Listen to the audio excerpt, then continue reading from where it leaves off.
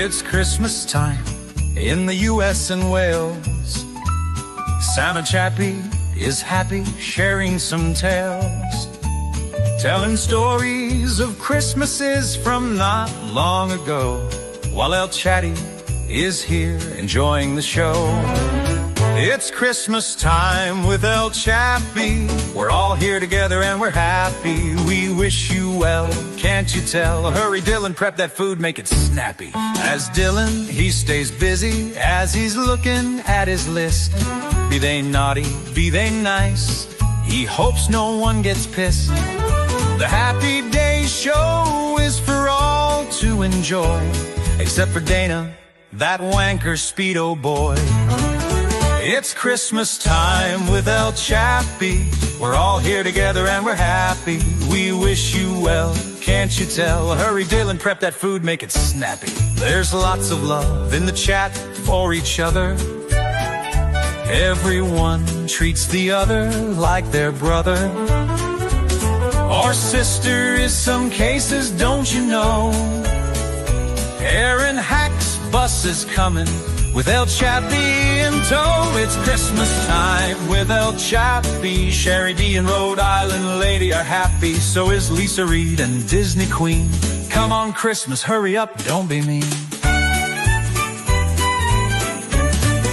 Sassy, Toots, Sarah P are all here, and Mark and Bev and Stacy share the cheer.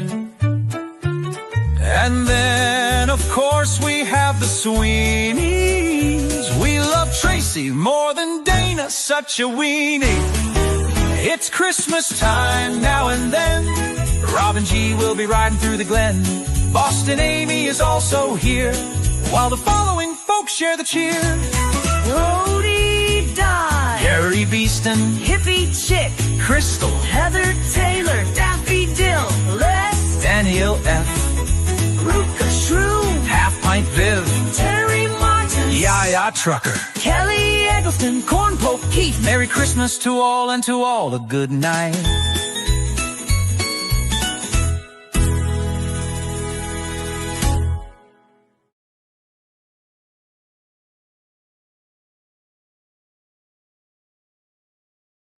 Oh ho! Hello! How are we? Oh, dang on. I don't even know. It's been so long, I don't even know if I've got everything set up properly. Hopefully it is. Hopefully everything is set up properly. If not, I'm sure you'll let me know.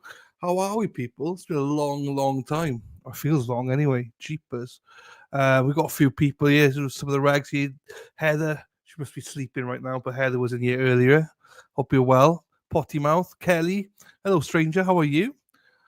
Thank you, my darling. And Deb is in here. Dana's in here. Oh, everyone's here. Here you go. Hello, my darling. Christine, good morning to you, my darling. Laurie, hello, stranger. How are you, my darling? Lisa Ree, here she is. How you doing? Hope you're well, Lisa. Hippie Chick, hello, my darling. Viv, hello to you. Hope you're well, Viv. Down under, mate. Hackster, what's up, Buttercup? How are you? Hack. Hope you're all well. This is strange for me. I haven't done this for such a long time. I don't even remember what I'm supposed to do. I know I'm supposed to take the piss out of Erin Hack, and that's all I know. And Sarah P, obviously. Hello to you, Sarah P. Hello to you, my darling. So first of all, shout out to the intro. Thank you to Tracy for doing the first bit, and thank you to Dana for doing the second bit. I had to play the Christmas song. I love both songs. But obviously couldn't play it over Christmas, so I loved Tracy's intro of mine, so I pinched it, and yeah, here she is. Hello, Tracy. Hello, my darling. How are you? Hope you're well. Toots is in the house as well. Good morning to you.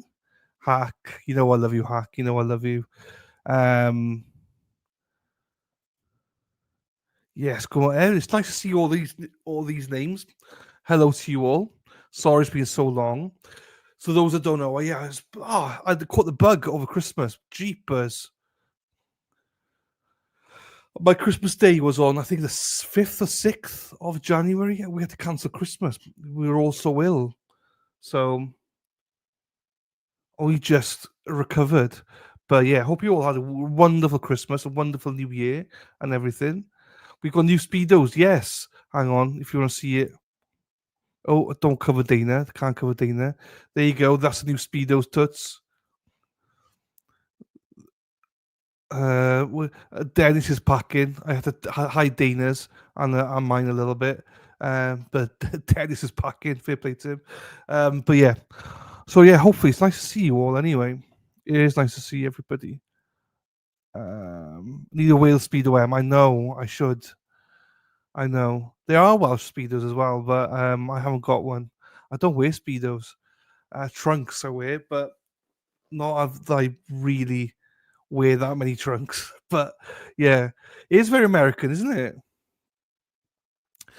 Dennis is represented, he's always American. I'm not sure what's wrong with Dana's head. He's tilting a little bit, but still help on my channel still. Yes, go and subscribe to Christine Fortunato. She is streaming. I've been popping in, Christine. I've been giving you some likes when you can be going live. So please, if you don't, please go support Christine. I think Christine's a member of literally every channel that I know. So Christine always supports every other content creator. So if you are able to, please go and support Christine. She does stream. So yeah, I'd love to see her getting the support back that she gives to everyone else. She's a member of every channel going. So she does support all the creators. So thank you, Christina. We'll try and get you some more subscribers as we move on. Yes, the merch store. Do you know what? Merch store has been stagnant for a while. I've not really done much new merch or anything. But I might do a cheeky t-shirt of the three of us in the background before I get to Boston. But yeah, thank you, Sarah P. That's Christine's channel.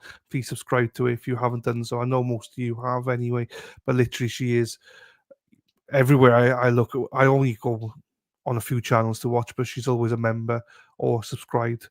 Hack you are, and your children are. Do you know what, Hack?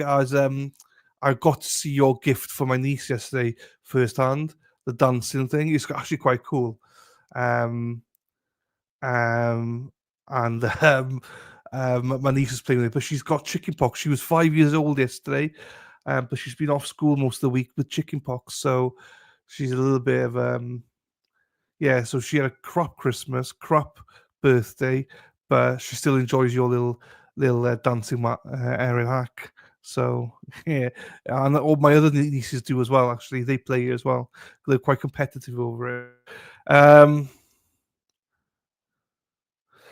Didn't even notice that since I was flashing. Dennis is junk. I think you Dennis a big one, didn't I? It's probably true as well. Do you know what I mean? So, thank you, Viv. Looking well. Yeah, family's a lot better. Thank you. As I say, we cancelled Christmas and we've just had that Christmas meal on Sunday, which was nice, but we're still not 100%, but we're a lot better. Thank you, my darling. The pox is no fun, no. She's doing all right, though, but she's more upset that she didn't get to celebrate her 5th birthday in school with her friends, so. But she got loads of gifts and everything, and I'm sure she'll go to school next week with a badge on, a 5-year-old badge. That's all she wanted on, was a badge more than anything, so. But there you go. Anyway, it's been a long time. It's been a long, long time. I know that Aiden's on today. I am very aware that he's on today. And I'm very aware there's lots of people streaming it. So I'm not streaming it, but I know that if you just go live, I think Melanie and the Glera, I know both of them. I think Mike could probably be streaming his hearing today. I'm not actually sure what his hearing is for today, to be honest with you. Because with the box you're in, I keep looking at the speedos. That's the whole purpose. Look at Dennis's junk, Viv. Look at his junk. Me and Dana, we've had to hide ours. Dennis is just there struggling along. But yeah, also congratulations to Aiden. He got his restraining order, is his restraining order? From Lindsay taken away, which is good. So yeah, and he's in court. I'm not sure what he's in court for today, to be quite honest with you. I'm out of touch. I'm well out of touch with everything, people. Hello, Katie. Hope you're well, Katie. Hello, nice to see you, my darling. So yeah, I'm well out of touch with everything that's going on online at the minute. So I really don't know what's going on. But I wanted to play this today, just a short stream today. I'm not 100% back streaming. I'm not going to be streaming fully for a while, but you're not up to par with a goss either. There you go, Hack. That's hard to believe with you, but you know, Dennis's junk. I'm not sure. I think Dennis is probably in Dedham right now, so he hasn't seen it yet. So I'll hide it afterwards once he's seen it. So yeah, I'm not back fully streaming full time because I'm still shattered all the time, very tired all the time. But I'll definitely be back. I'm aiming to be back streaming at least 3 days a week.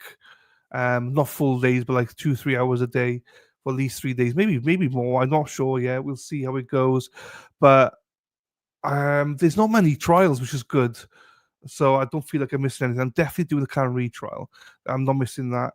But I'm waiting to see a specialist before I commit to doing too many trials, because I don't want to do trials and have to give up on them and stuff like that. So I imagine you have been. I imagine you have been, Hack. It's nice to do something different, isn't it? And that's why I want to do more UK stuff for the next month anyway. Some UK court stuff, some cases have been going on in the UK. I want to do some of those stuff, something different. Not everyone's cup of tea, I know, but hopefully you still join and be able to chat and stuff like that. And hopefully once we recover and get a lot better, we'll be back to trials. We're back to trials, hopefully. May's going to be around the corner. I'm excited for May. Excited to get out to Boston. I'm not sure what everyone's plans are, who's coming, who's not, and all that. But I'm super excited to see a bunch of you guys out there. So yeah. So we shall see. Right. What I'll do now, I'll first of all play this. Hang on, let me put this one in here.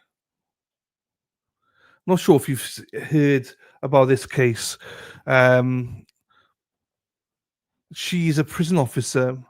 She has an OnlyFans account, but she was caught shagging one of the inmates.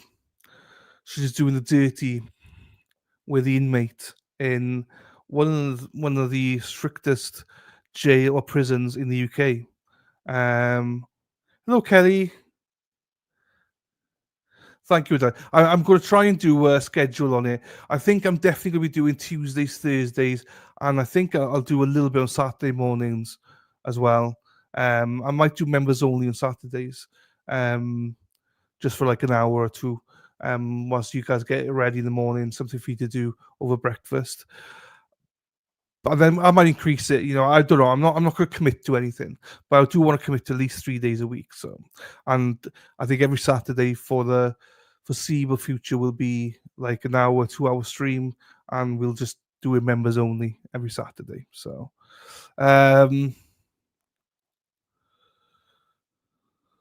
yeah, I've seen the fires. Is something about asses. I don't know enough about it, to be quite honest with you. I've not looked into it, but yeah, poor people there lost their houses and stuff like that. It's just not nice. So thoughts with everybody over there in California. Yeah, I think a lot of people said last time it was good. So I'll try and do it around 9 o'clock in the morning, maybe a little bit sooner than that. I don't know. Because I do know some people in the mornings like to do something, they're cleaning and stuff like that, or getting stuff prepped. I want to do it that time because you got people like Hack and obviously Josie and stuff who were still in bed at that time. No, your brother lost his house. Shit. Oh, I'm sorry to hear that, hippie chick. Sorry to hear that.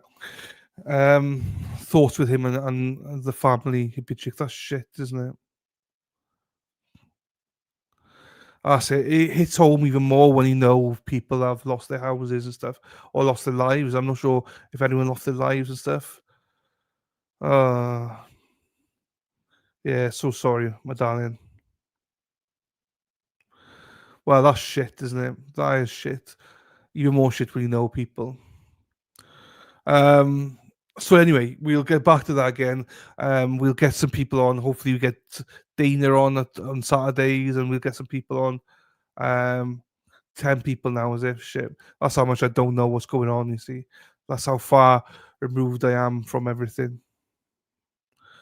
I can imagine your anxiety was through the roof. Cheapers. Mine would be as well. Cheapers, especially when you know people. Jeez. Right. I'll get into this. So I got this first video, right, which shows you a little bit of background on this case. Okay, she's been sentenced. A lot of people in the UK, or even some of you guys might know about this case and might know the sentencing and stuff like that, which is fine. But I want to play this because it's a bit unique. Because not every day you hear about like a prison officer sleeping with an inmate. And for those, I can't play the actual video of the sex video, obviously. Lisa Reed probably has a copy, so she's our resident expert in that.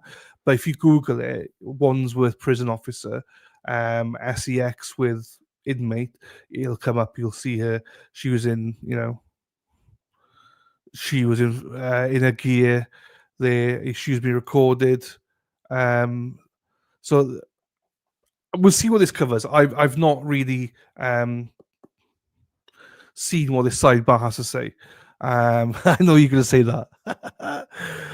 You'll see what, because this is crazy. We hear all about American stuff, and I think Americans think no one else in the world is like you guys. We're just as bad. Have I watched it a few times? Absolutely, I've watched it. So the inmate, his cellmate, was smoking the ganj and recording it with his mobile. So that. We'll see what this sidebar has to say here, and we'll fill the details in afterwards. But I'll say about 4 days ago she got sentenced. So I want to hear your reaction about what you know. If you do know what sentencing is, that's fine. But if you don't know, I'd be intrigued to hear what you think the sentencing should be after maybe hearing the story. So that's what you've been doing. No, that was ages ago, 6 months ago. They were having a party, absolutely. How they were rocking it. Anyway, we'll see what sidebar has to say. Let me put this on, and then we'll watch the actual sentencing then afterwards. After this, hang on. I've been so far removed from all this now. Okay, let's go with that one then. Right, here we go. Nope, the wrong. But I've not streamed for so long. I am literally. A guard is accused of having sexual relations with an inmate at a London prison, and it was caught on tape? Those are the shocking new allegations facing one woman out in the UK.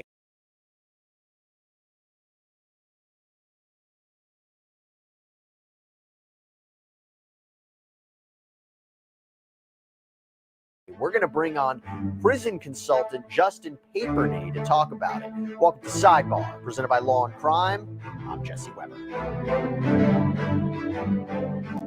All right, we're going to go over to the UK for this one, and this concerns 30-year-old corrections officer Linda D'Souza Abreu. I was talking. I know, my bad. I was saying that was a screenshot of her in her uniform and with a guy that she did sleep with. So yeah, she has been arrested for allegedly having. I'm lost here. I'm trying to, when you haven't streamed for a while,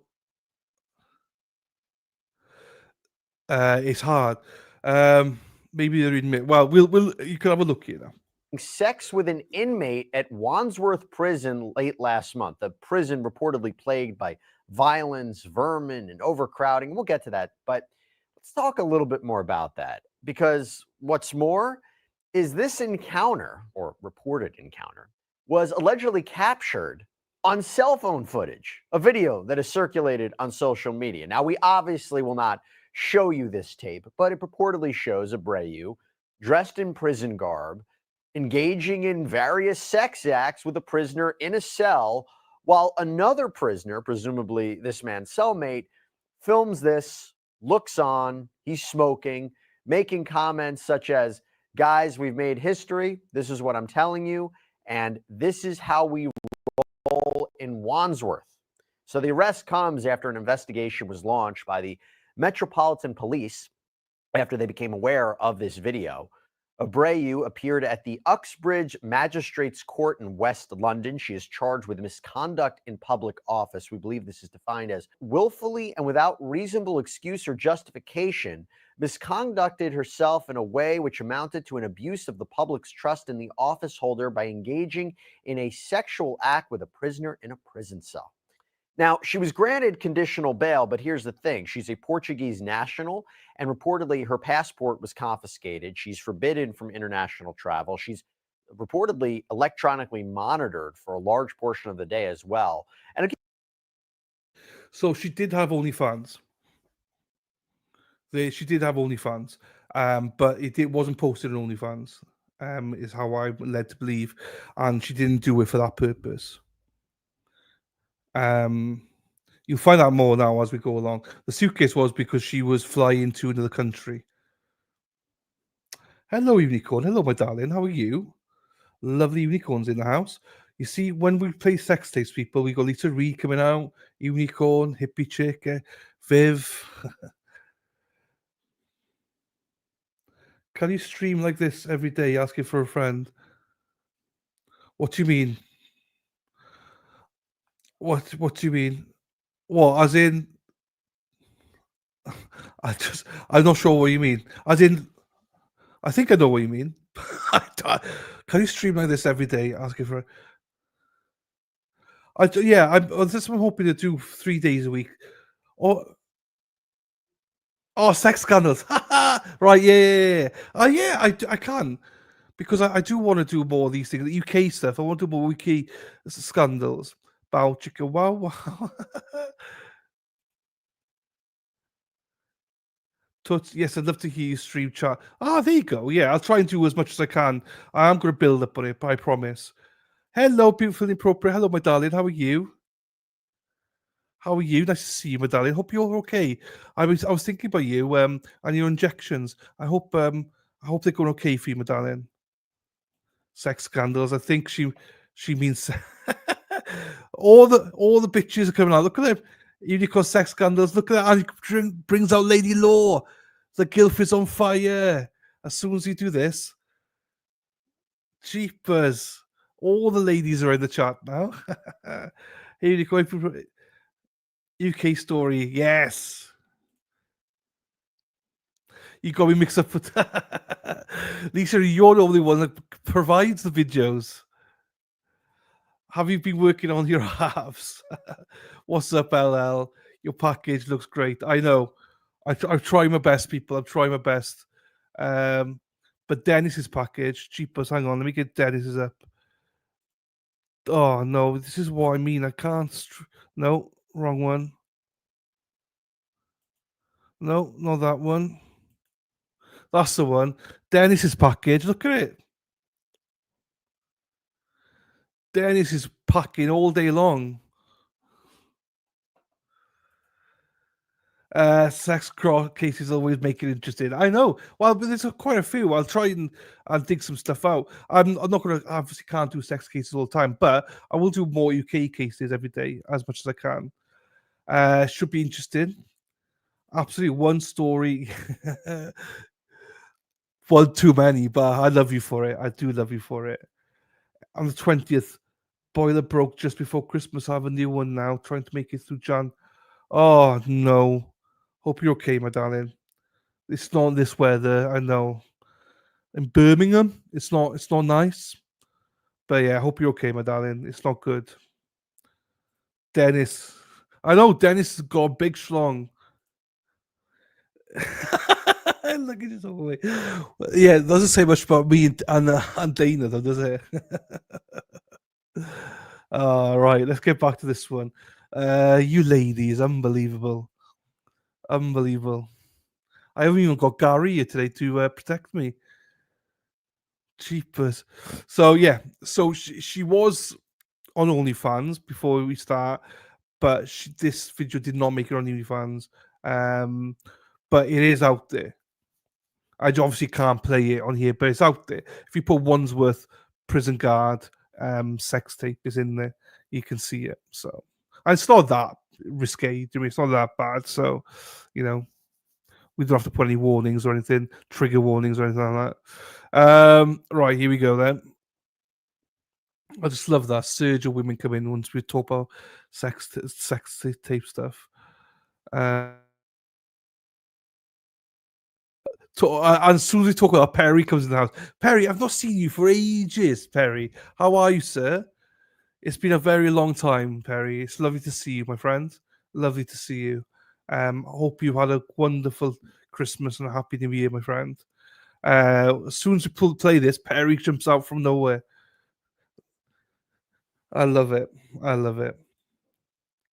Right, now I'm lost again. How do I press play? Yeah, Give you a little bit of background on Miss Abreu. So the New York Post is reporting that she is a married swinger, has an OnlyFans account, and once appeared on UK TV discussing her passion for sex. In fact, her sister told the Daily Mail, quote, Linda gave herself to the wrong lifestyle 100%, and now she's suffering the consequences, unfortunately, which has fallen down on her husband, our parents, and myself.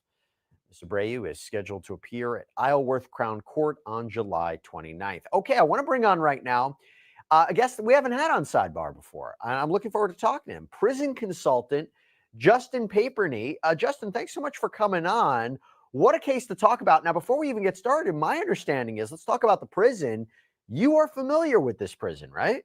We have a client who had served some time there. And I'll tell you something, that when you know it's a bad prison when someone says, I would rather serve time at Metropolitan Detention Center in New York, where he was extradited to, than this prison in Europe, because it was so awful, so sickening, so filthy.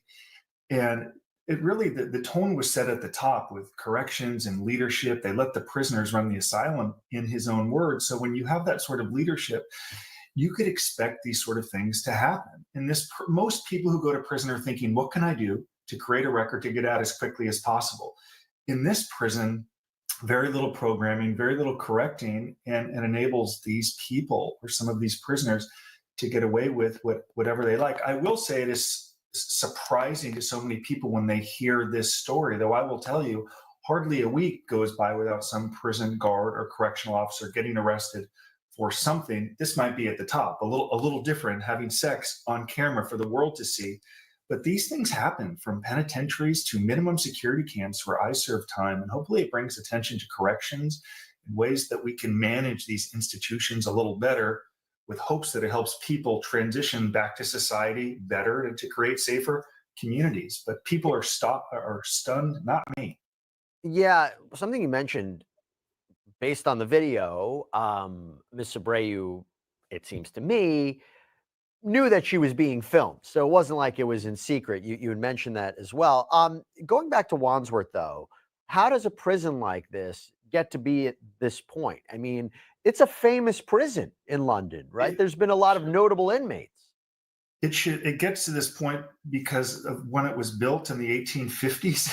Very little upgrades. You go through a history of the prison. They had people getting hung there, I believe, people getting killed there. Very little upgrades. I mean, it is awful. It is terrible. It should be torn down. Yet they continue to send people there. Very little upgrades, and at times, people who work in corrections have good intentions, but with very little training. And if you have prisoners who see very little need in programming, with very little control, things are going to go crazy. I mean, the drugs, the alcohol, the smuggling in, both from staff, people who might visit, who are going to bring in and smuggle these drugs. I mean, and it gets to a point where there ain't no going back, as my friend who served. Now, some of you might know the sentencing. Oh, look at his eyes.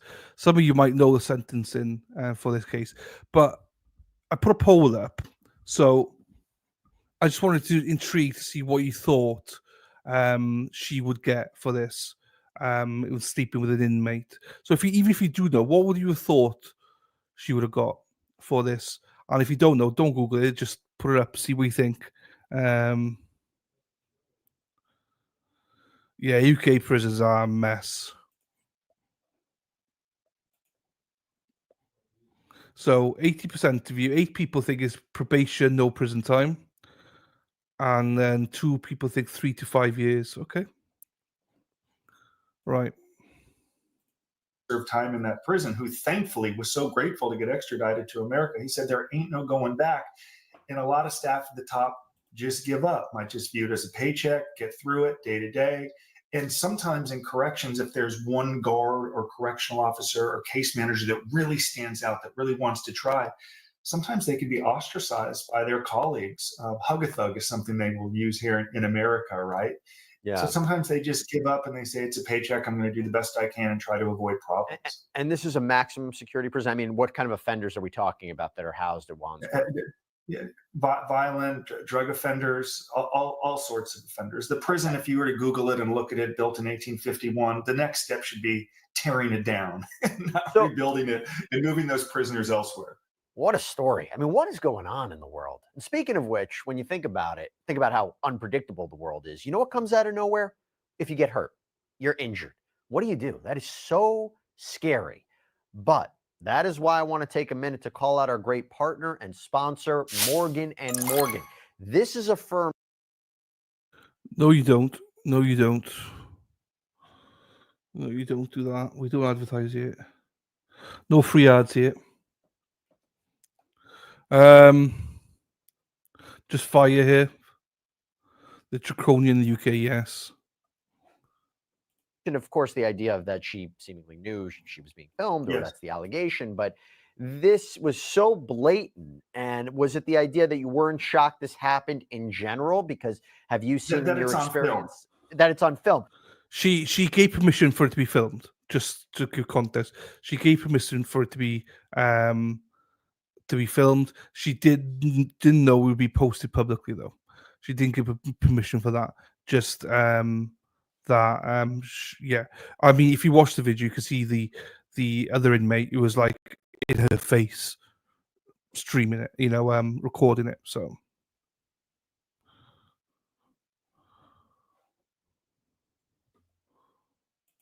But you're not shocked in the sense that these relations between inmates and corrections officers, this happens everywhere? Sure. So about 20 years ago, my business partner, Michael Santos, wrote this book called Inside Life Behind Bars in America. And he served 26 years in prison. And it profiles his first 8 years in the penitentiary in Atlanta, which was probably the most violent prison at the time.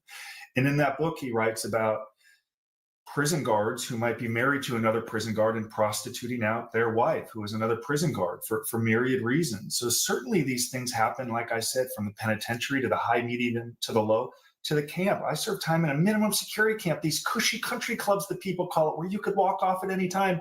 And we knew there was a nurse who was sleeping with several prisoners. The difference here is how blatant it was. She knew that she was on film. She seemed to enjoy it. She knew this other person was smoking and providing a color commentary like we're watching a baseball or soccer game. She seemed to enjoy it and did not consider the consequences, or maybe she did consider the consequences and figured this would blow her into stardom, because if she's got another business or fans, you could argue this could take her to a whole nother level. And I don't know if she gets sentenced to a lengthy federal prison sentence over this. The shame and embarrassment, ruining of her career, just the pain that has accompanied this might be enough.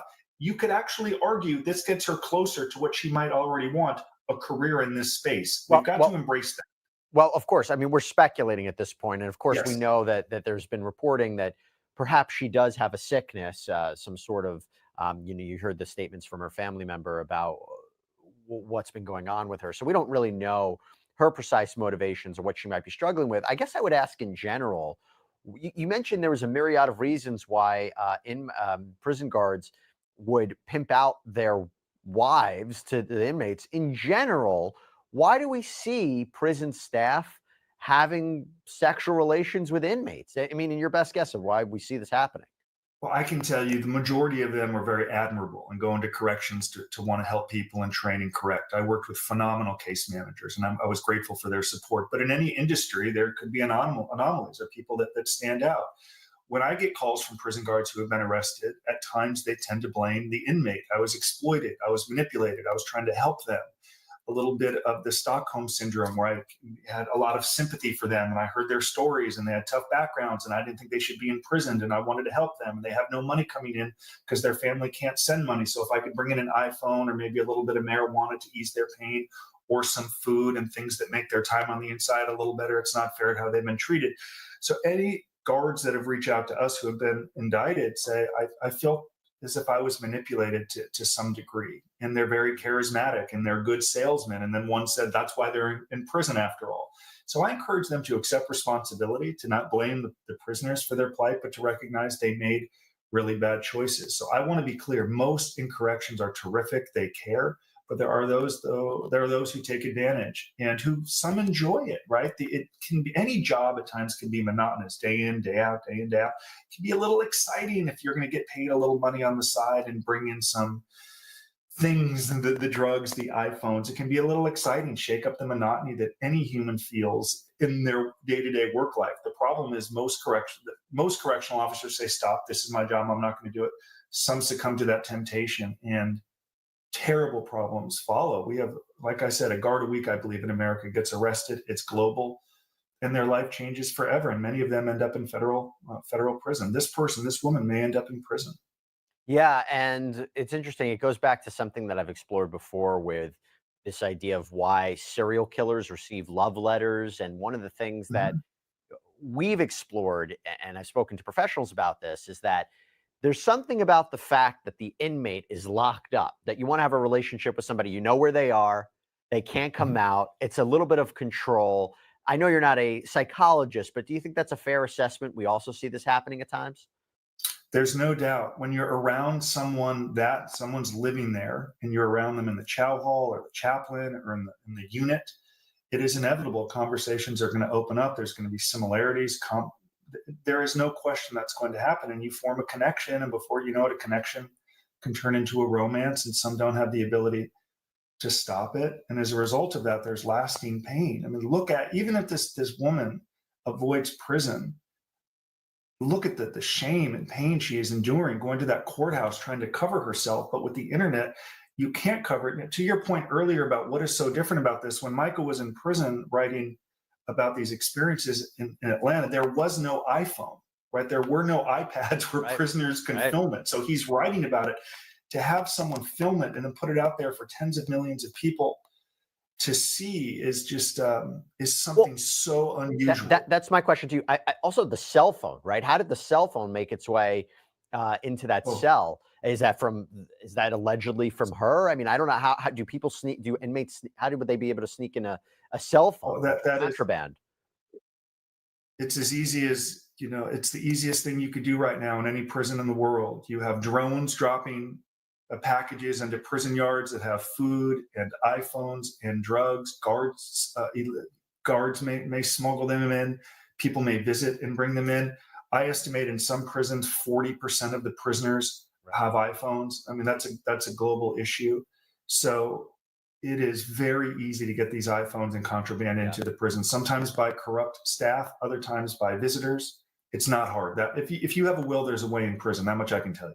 Yeah, and again, this is not the first time that we've seen this happen. Clearly, Abreu is not the first prison official to allegedly do this. In fact, according to the Daily Mail UK, there are official stats that indicate that since 2013, more than 80 prison staff have been fired or penalized for having sexual relations with inmates. So, Justin Paperney, thank you so much for coming on, explaining the situation to us. What a video, what a story. Thanks so much. Jesse's like, what a video. I loved it. Sorry, can't show it, but I loved it. So yeah, I mean, as I say, you can watch the video online anywhere. It's on Twitter and it's on Google, wherever, so you can watch it. It's not a problem. Right, what else we got here?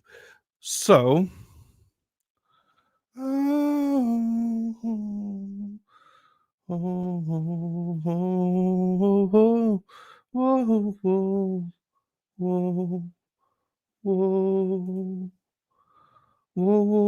Right, hang on, I've got to get this lined up. You and me. Let me just try this. We're meant to be walking free in harmony. One fine day we fly away. Do you know the Rome wasn't built in that day? Hey, hey, hey. Sarapi, Sarapi, Sarapi, P, P, P, P, Sarapi, Sarapi, Sarapi is lovely. Erin Hartree drives a bus, yellow bus, yellow bus. Erin Hartree drives a bus all day long. bot, sex bot. I'm a sex bot, sex bot, sex bot. I'm a sex bot, sex bot, sex bot. I'm a sex bot, sex bot, sex bot. I'm a sex bot.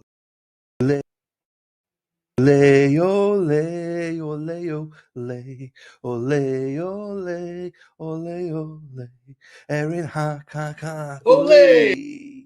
Erin hack, hack, hack, ole. Let's go, Erin hack, hack, hack, ole. Erin hack, hack, hack, ole.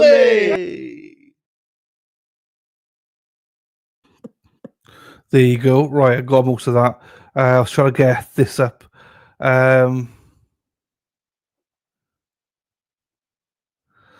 Just a thought, we need this pick recreated. I don't think I could stand next to Dennis. Not with that package. I'd have to get some socks or something down there. Do you know what I mean? Dennis would be all natural. We'd all be like, me, Dina would be like, more socks, please. Pee, pee, pee, pee. Small bus. Sex bot. Sex bot. Love it. I miss some of these. Once you stop streaming, you forget how to do things. So I'm creams and lotions. Dana then. Socks. It would be.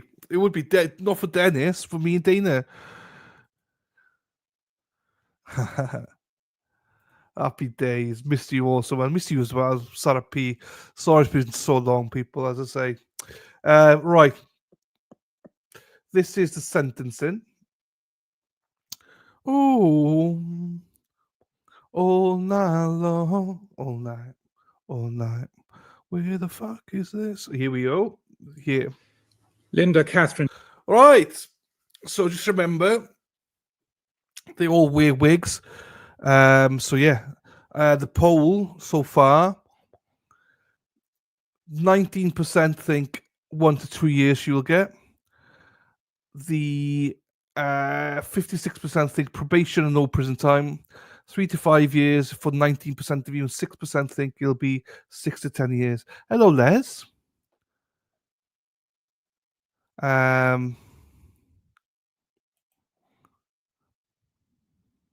How are you, Les? Nice to see you, my darling. Sorry. I've got the 2 screens on, and yeah, Dayton, as you said, we experienced that the other day. Had streaming weeks, we were like, wait, how do we? Yeah, it's because my screens is all set up, but I've not looked at it. So I'm clicking stuff. Going, why is it not playing? But it's the wrong thing I'm clicking. Oh, hey. Also, hey, people, I'm on the way, people. I'm on the way to vlog in. Hang on. I'm a frigging pro. I'm a frigging pro.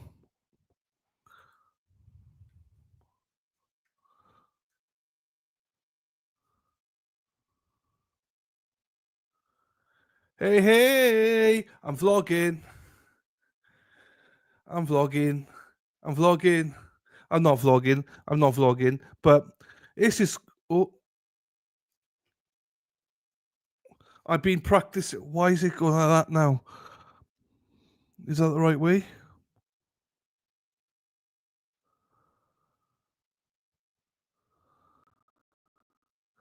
No, I want it that way. Why is it doing that then? Oh, it's gone to sleep now. Shit. Oh, I don't know how to do this now. I thought I had it.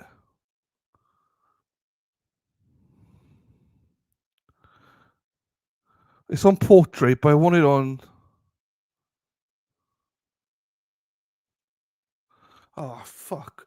I thought I knew how to stream, but maybe. Oh, hang on. What's this do?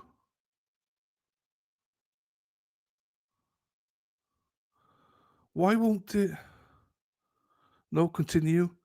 Why won't it do that then?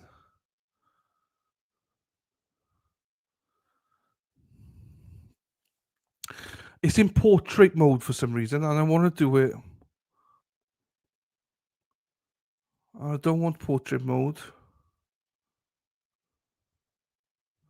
No, I don't want that.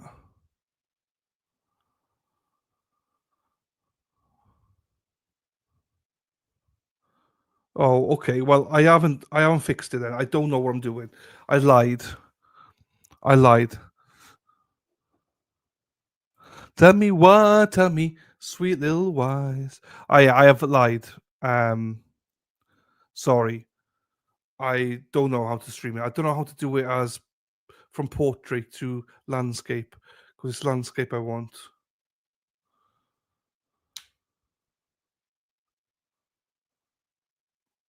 Oh, you fucker. Anyway, right, Oh, and you see, I can move it.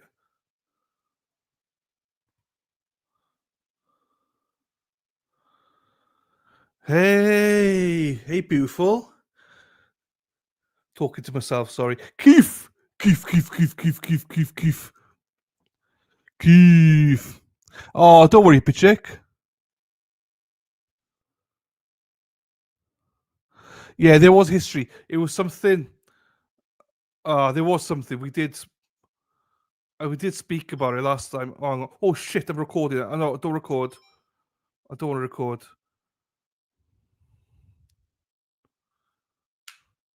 I'll stop it for now because I don't know what I'm doing. I did think I did know what, but I don't.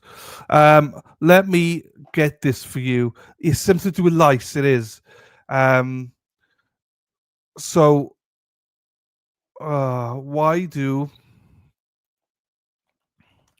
UK judges wear wigs?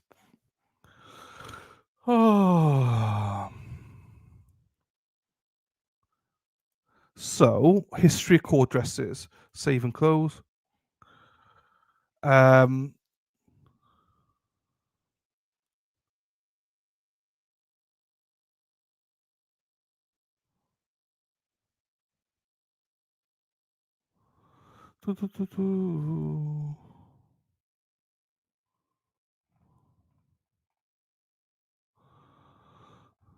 Mm. Right. So until the 17th century, lawyers were expected to appear in court with clean, short hair and beards.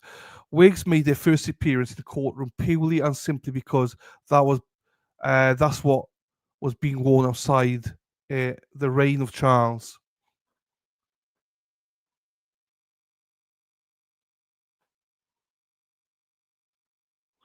Sorry, so have I got delivery? I'm not sure.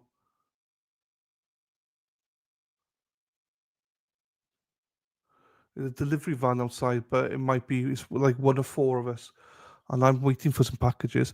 Um,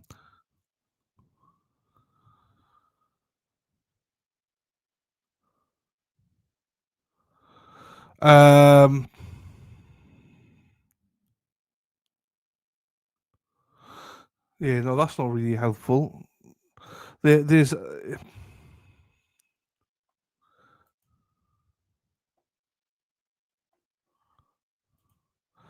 most British lawyers, and to keep things simpler, wigs are now only worn in criminal courts. They have been gradually phased out in civil courts, but are kept in criminal courts to emphasise the solemnity of the proceedings. Only barristers can speak in high courts with wigs on. Let's say you get charged with a criminal offence in England or Wales, you go to magistrate court first, and a solicitor will represent you. Female barristers wear the whole get-up too. The uniform is unisex. So yeah, it's for men and women, not to discriminate against anybody.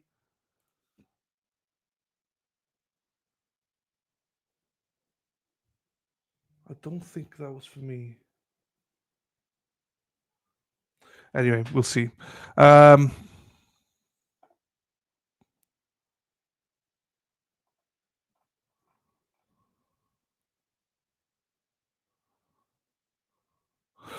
So that's the gist of it anyway. Right, let's play this then. This is, whilst I play this, I'm going to check if I got delivery. And D'Souza Abreu, you may be seated. You're aged 31. In June 2024, you were a prison officer at His Majesty's Prison, Wandsworth, and I have to sentence you for the offence of misconduct in that public office. On 25th of June 2024, you engaged in sexual activity with a prisoner. That compromised your role as a prison officer and was misconduct which undermined discipline within the prison and put fellow officers at increased risk. You knew that conduct was forbidden, and forbidden for good reason. You also consented to a second prisoner video recording these events. Within a few days, that video went viral on the internet, and your offending became known to the prison authorities.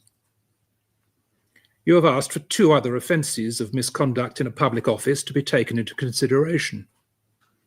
One was performing oral sex on the same prisoner on a separate occasion on the same day, an event partly recorded by accident. Right. Does that change anything for you? That she's right. So she's admitted to 2 other occasions where she's done this. No parcel for me, by the way. 2 other occasions she's done it. She's admitted to it. The police didn't know. The police didn't know anything about this or anything like that. She just admitted to it. Says, look, this is not just the only case. There's 2 other cases that I'll admit to as well. Hello, Robin G. Fuck. I'm slow here. This is why you get it quicker. Robin G, riding through the glen. Robin G, chasing all the men. All the men can never find. Robin G, G spot.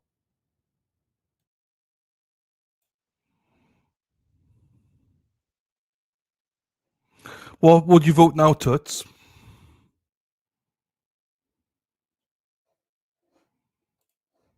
On your prison issue body-worn camera. The other was a previous occasion of sexual intercourse with the same prisoner. You started work at Wandsworth in January 2024, some 5 months before this offending. You completed basic training in April. That training includes counter-corruption training, which emphasized the need to maintain professional relationships with prisoners and avoid becoming compromised by them. We are all aware that HMP Wandsworth has had grave problems, and it was and is a challenging working environment. The conditions there were the subject of an adverse report from the Chief Inspector after visits between 22nd April and 2nd May 2024, in consequence of which a large number of prisoners were moved elsewhere. I've reviewed that report in preparation for this sentence. In the course of this sentence, I shall refer to the pre-sentence report prepared by Lucy Jones and the psychiatric reports prepared on the instructions of the defence by Dr. Kuhlman, a consultant forensic psychiatrist who has the advice. Hello, Karen. Welcome. I think she's fired. I think she was suspended and fired instantly. This is now a court. Whether she's getting jailed, I think she was fired as part of the process anyway. This is just an addition. So she's already lost her job, and this is just now the prison phase of it all. So, and Karen thinks jail and lose a job. Yeah, she's definitely lost a job. She lost a job, I think, before all this anyway. So,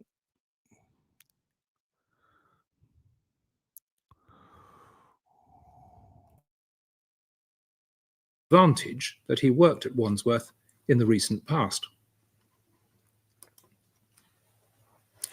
On 25th June 2024, you were on duty in uniform when you went to a cell with the prisoner. You took off your prison issue radio and put it to one side. Your set of keys was at risk of being taken. A second prisoner was present and had a camera, doubtless on a phone which must have been an unauthorized phone. He also appears to have been smoking cannabis. This is what I don't get, right? How do you get permission? You know, what is she getting out of this? Do you know what I mean? It's a sense of she knows she's been filmed. She's given consent to be filmed. I just don't get it.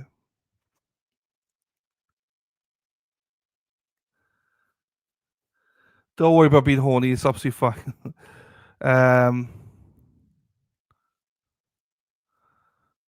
It's all good, Les. Nice to see you, my darling. She definitely put the whole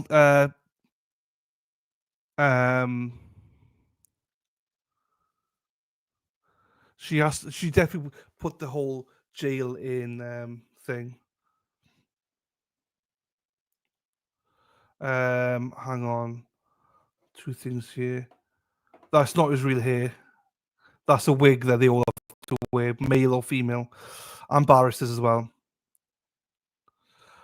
Arvin Lee rising, hello to you. There's a high incidence of COs fraternizing with inmates. Happens all the time. Yes. Well, we just had a case there that was 80 people, 80 COs in the UK were sacked or jailed last year for fraternizing, sleeping with inmates. And that's the ones that got caught.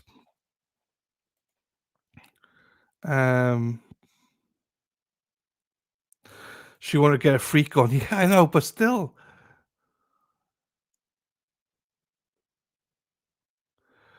Yeah, that's the true one, yeah. Yeah. Got to do what you got to do, I guess. But her husband, you know, it's like, I don't get it. Good to see you as well.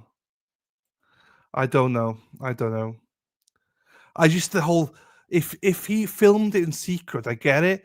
But I just don't get how you would do it and allow someone to do it.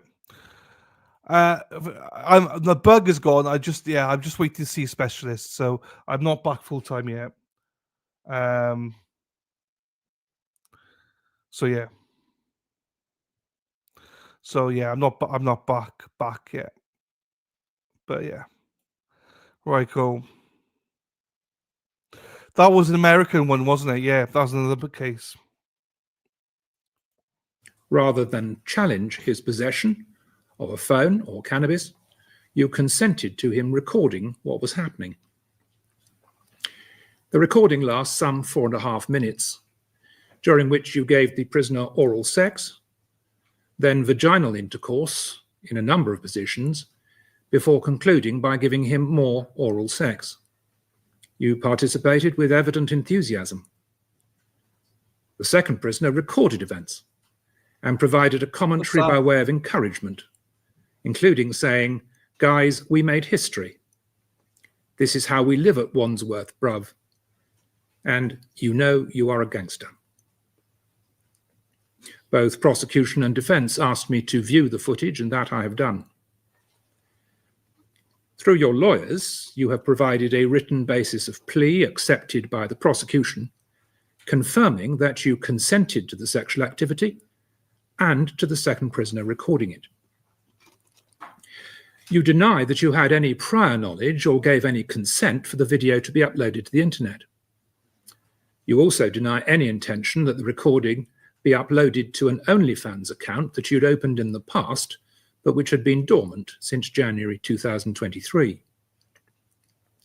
I shall sentence you on the basis that you did not intend the recording to be uploaded to the internet for public viewing, let alone OnlyFans. However, you consented to that recording being made in circumstances where you would have no control over it and no assurances as to privacy. And the fact of the recording made you even more vulnerable to blackmail. From what I know about you, you were certainly not naive about the media or social media. It must have been obvious that the recording would be shown around and shared, at least amongst prisoners at Wandsworth, where it would do the most harm. Whether you intended it or not, the fact is that the video went viral and caused great harm. Many offenders do not intend the harm that their offending causes, but they nevertheless bear responsibility for it. You've asked for two other offences to be taken into consideration, and I shall do so. They show that this offence was not isolated. It was part of repeated behaviour. It's not clear when the earliest offence occurred, so I shall assume the repetition was within a few days. It seems that you became aware that the recording had gone viral on Thursday, 27th June 2024. Early the following morning, you rang the prison to say that you were not returning to work, that you were at the airport and had a family emergency. A portion of the recording was drawn to the attention of prison staff during 28th June. At 7 p.m. that night, you were detained at a departure gate at Heathrow, where, in company with your father, you were seeking to board the plane for Madrid. You say you were planning to leave the country only until the public and media interest in the video had died down. You maintain that you did not understand that your misconduct had been illegal, although to Dr. Kuman, you said that your husband had advised you not to hand yourself in. This is an instance of many apparently contradictory things that you've said in accounts that you've given. The fact is that you were clearly aware that the video was evidence of serious misconduct when you planned to leave the country. You were interviewed by the police on 29th June and made no comment to the questions asked. However, you and your legal representative had prepared a written statement of some length and detail. It asserted that you acted under duress, making detailed... It was the same person, yes, it was the same person. He threw in many different positions.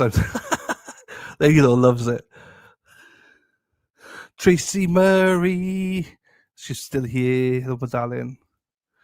Now, it's good when Dr. Cumming. It's good when Tracy's here. That means Dana has to behave then, which is good. Which is good. Not that he behaves, but right. Serious allegations against the prisoners.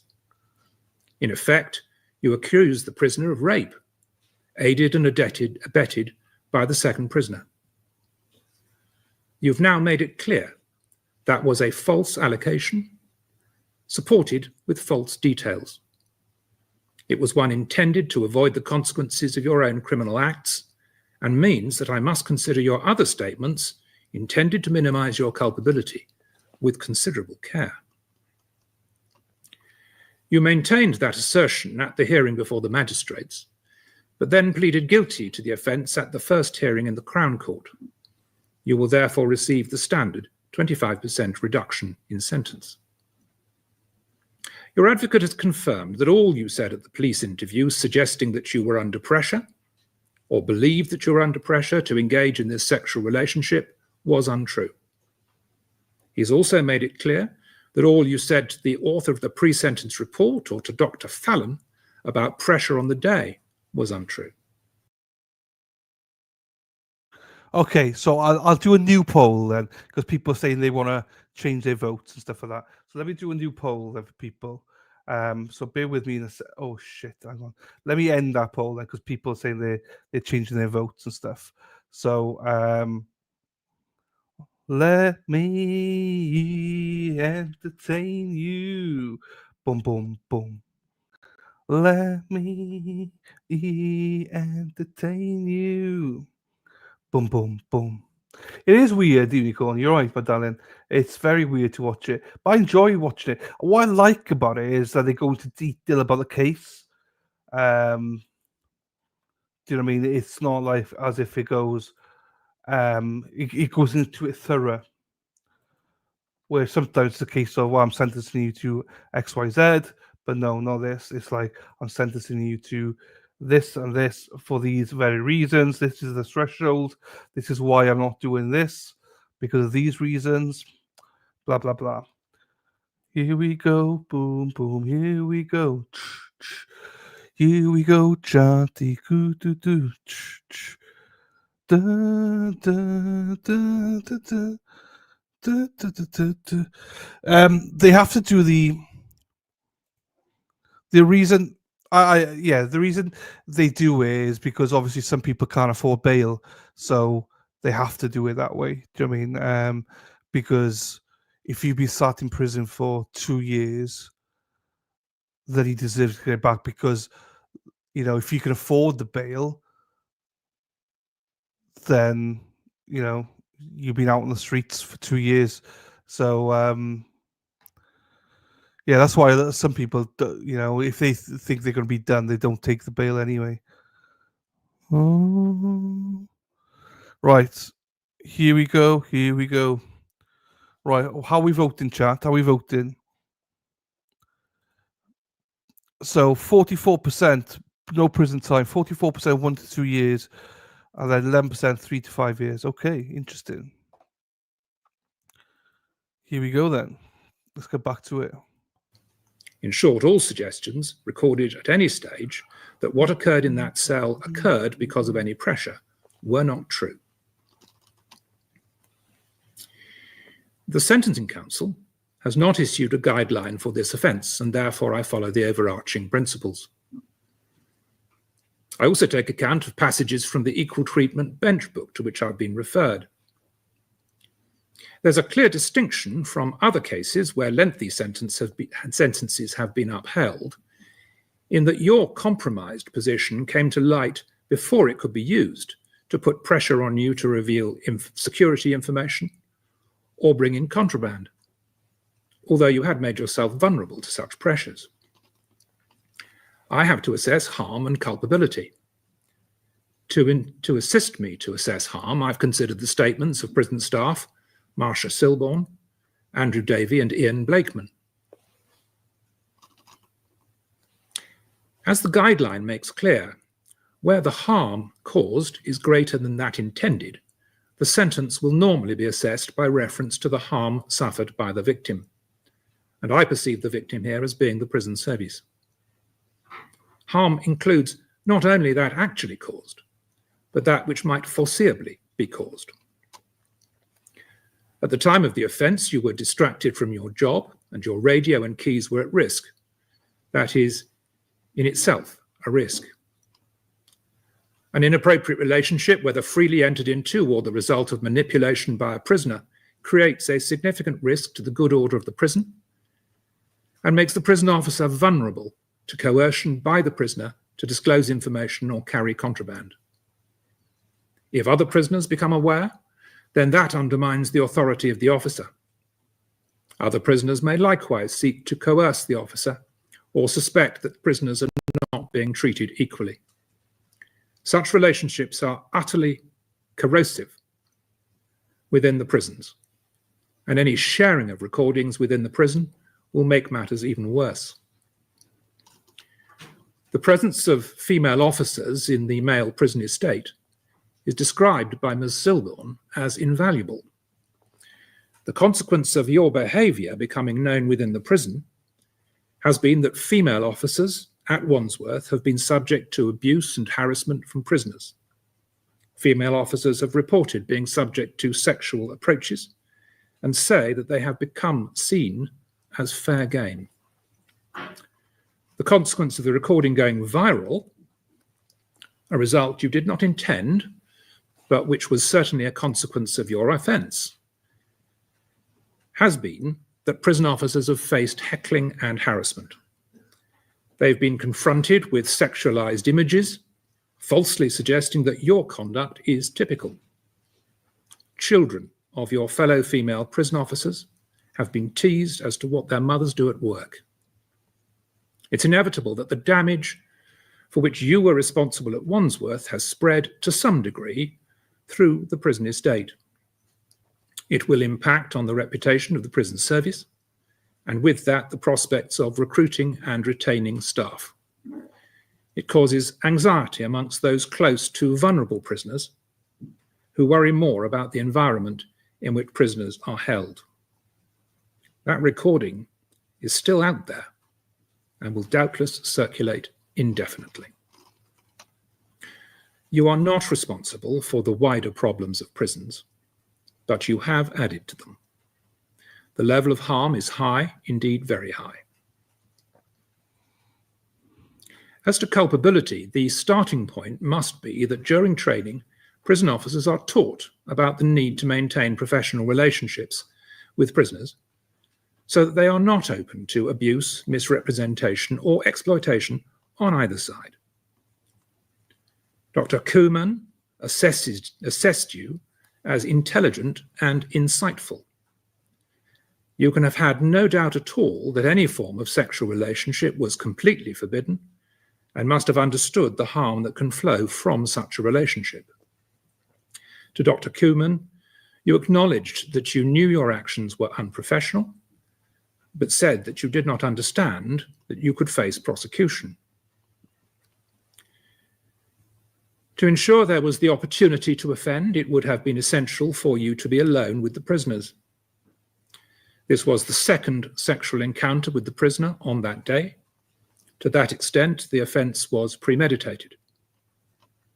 Why did you breach that clear line? There can be no doubt about the challenging working environment, and I acknowledge that the prison inspector reported on a lack of support for inexperienced staff. But you now resile from any suggestion that you offended because of pressure. What you said to the author, and repeated as recently as your letter to me, was that you came to view the prisoner as your protector, a person who made you feel safe, and in that context you provided sexual services. But that is conceding to the very manipulation that your public office required you to resist. A clearer assessment comes, in my view, from Dr. Koeman, who observed that although you felt unsupported, you enjoyed the sense of power that came with your position. The prisoners doing as you asked, saying that you became grandiose and delusional, your mood high, and that you loved working there. You told him that you'd developed a close attachment to the prisoner, to the extent of wanting the relationship to continue after he was released. You said you loved him. So you never felt so safe in your life, and you, quotes, felt like a gangster, close quotes. You said that you did not believe that consequences existed for you and did not think that you would be caught. Looking back, you now say that he groomed you. Although you have accepted much of what you said about how this offence came about is untrue, I consider that I can rely on Dr. Koeman's conclusions, even though you did tell him of the filming, that you knew it was being recorded from the outset, but that you felt trapped and needed to go along with it, one of the matters from which you now resile. I will not describe the detail of your difficult and, in some respects, traumatic upbringing, or your mental health issues up to 2019 and since your arrest, but I've read Dr. Koeman's reports carefully. He diagnosed a borderline personality disorder, which he regarded as severe. It is combined with ADHD and makes you highly impulsive and reckless, so that you tend to act without considering the consequences. You have a history of engaging in high... So if you have ADHD, it just means you shag like fuck. You don't, no repercussions. Do you know what I mean? And I know like 90% of this chat have got ADHD, so of some sorts. So if not 100%, to be fair. So does that mean everyone's a nymph in this chat then? And there's no consequence. Jeepers creepers. High-risk behaviour and of using sex as a means to feel positive emotions. His view is that you thrived on the fear and anxiety of the dangerous environment, your control over the prisoners, and the attention you received. He found that you knew full well that you were breaching your duties, saying that this merely enhanced your positive mood, and that you were almost intoxicated by engaging in high risk, such that the consequences of your actions were not consciously considered. It is clear that you remain responsible for your action, and that you knew where the boundary lay. You were certainly reckless, and by reason of your disorder, thrived on the situation you embraced. In considering culpability, I keep in mind this was not a brief lapse, but repeated behaviour. I find that your mental disorder was a significant factor leading to this offending. It provides an explanation as to how you came to go down that path. But for an intelligent and insightful person, I find your culpability was reduced significantly but not substantially. But for the mental health diagnosis, the level of culpability would be high. I reduce that to medium. I take as a starting point for sentence 24 months before considering issues of aggravation and mitigation. I find the following aggravating factors that I have not already factored in. First, that I'm dealing with 3 offences over a period of at least some days.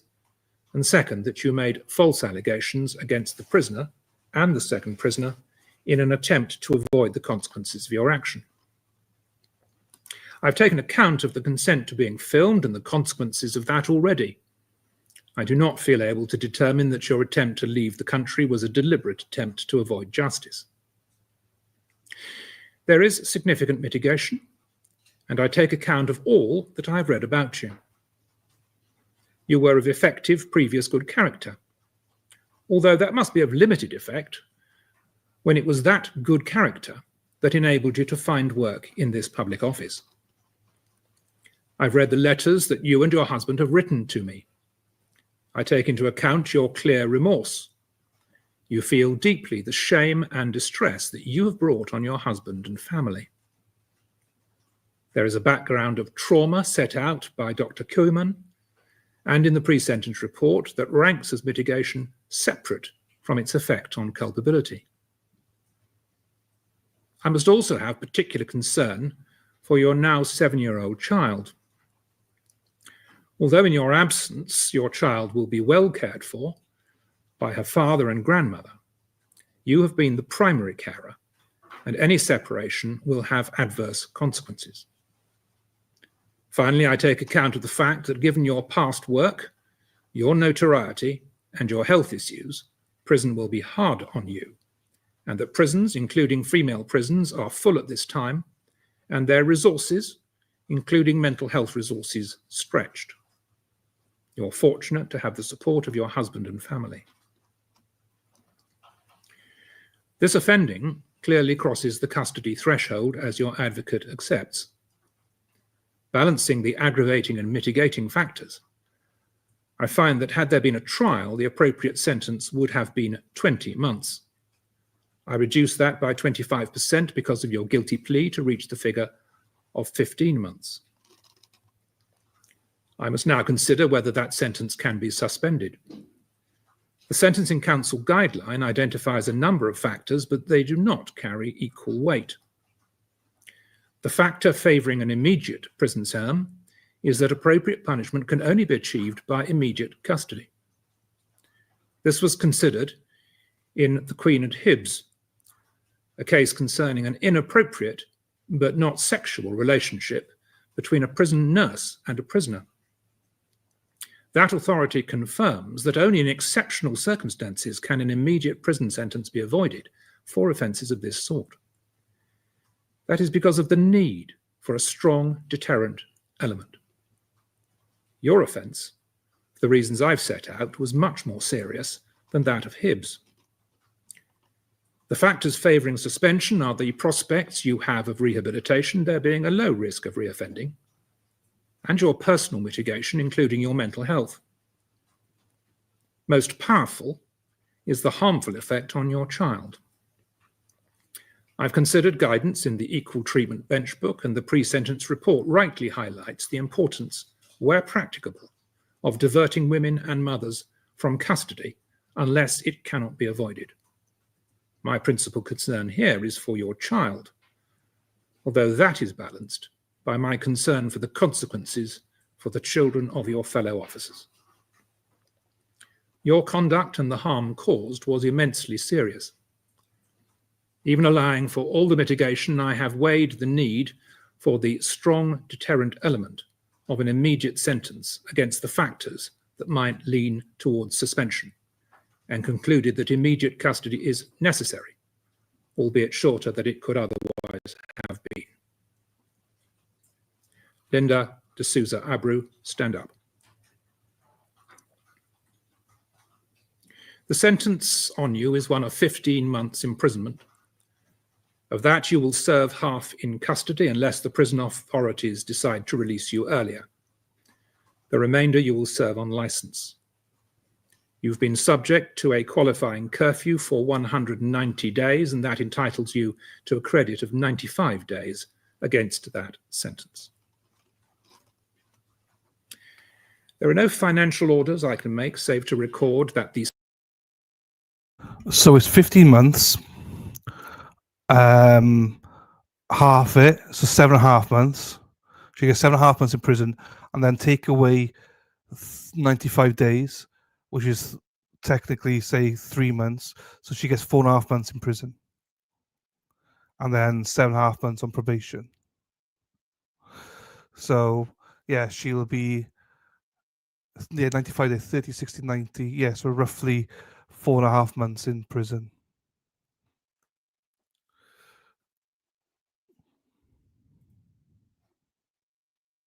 Surcharge provisions set by Parliament apply. I direct payment in 28 days and make a collection order. Copies of the pre-sentence report and psychiatric reports will accompany you into custody. I shall ask the Isleworth liaison practitioner to liaise with the prison in reach team. You may now go with the officer. So there you go. I want to give some other examples. These aren't videos. These are just like other cases, about 3 cases, which we'll read through here. Yeah, I'll read this through now, just so you can see what different. Though I don't, I'm not sure. I think he was sticking with her. He was sticking with her. Last I heard, maybe they will divorce now. So yeah, so 15 months. But it'll be 4.5 months after everything. So let's have a look at some of the cases. It's very similar to this. Present.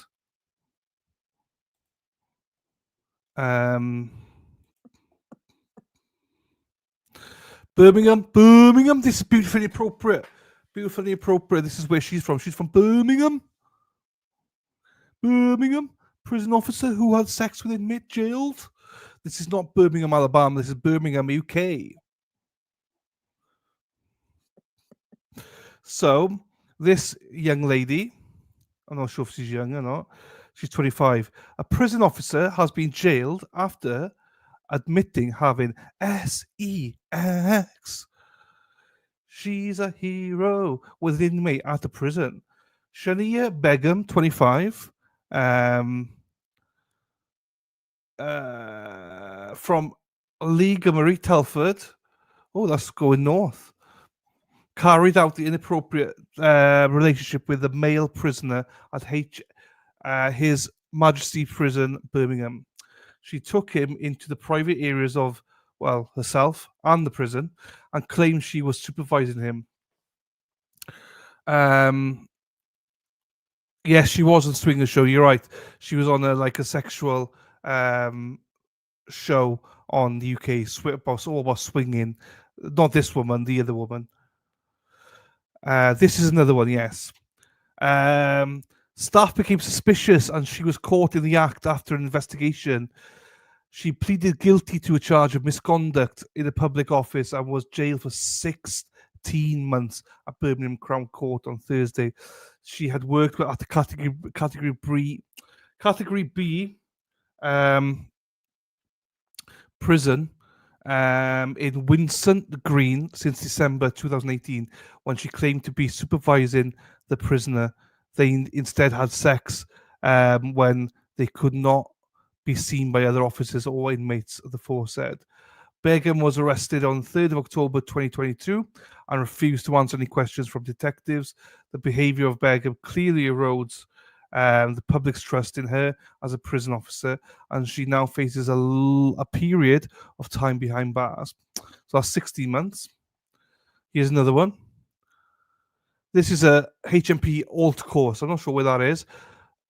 This is another case. She's another one. Oh, she's 39. So we got MILF here. Probably this is a MILF, I imagine.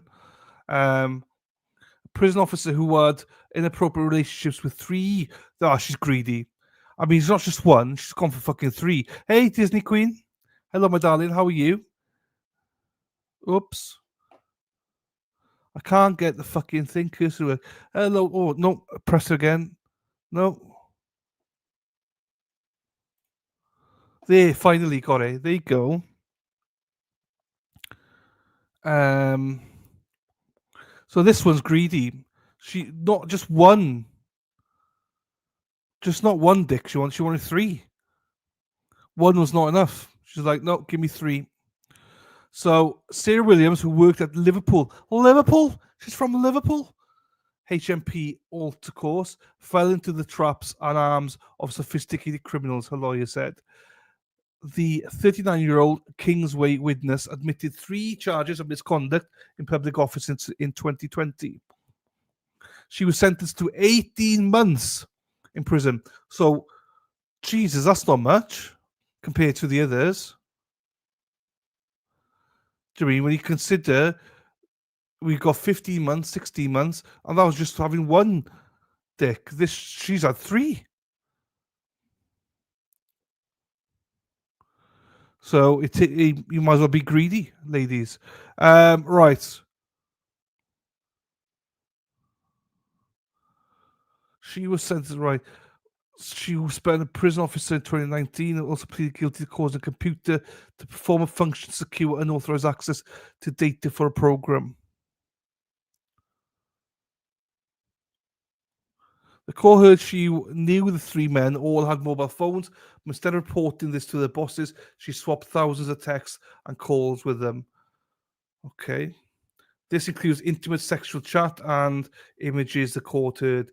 Sentencing her, Judge Dennis Watson Casey said, it is not the case. This actually led to physical sexual contact between you and any of the 3 men. After finishing her training, Williams, also known by her maiden name of Moore, had been assigned to Canal Wing at HMP Alt Course. Here's Madison's Prison Alt Course, which houses prisoners serving medium to long-term sentences and badly behaved inmates, the court heard.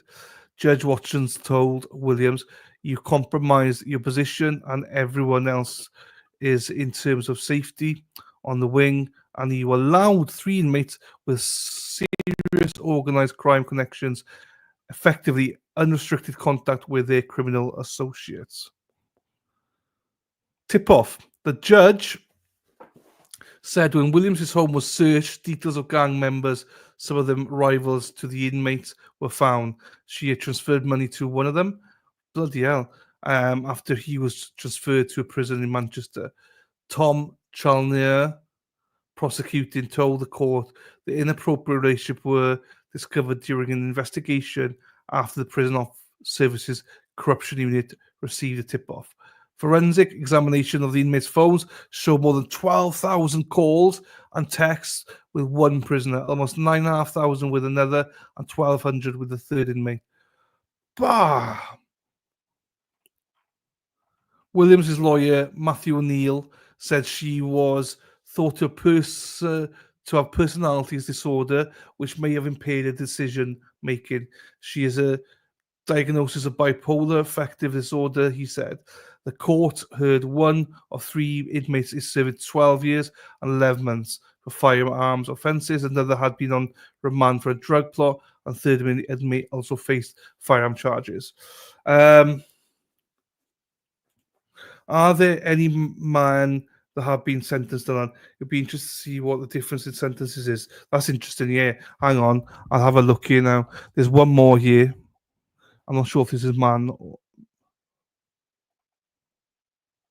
There's another one here then. I'm not sure who this is. And there's another one as well. So this woman fell in love with Aaron Whittaker. She got 10 months. She got a child with the girl while he was on parole as well. Okay, so she got 10 months. There's another one here. Hang on.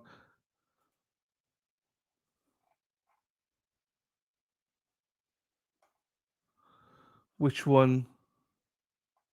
No, this is a woman as well. She was jailed for 12 months.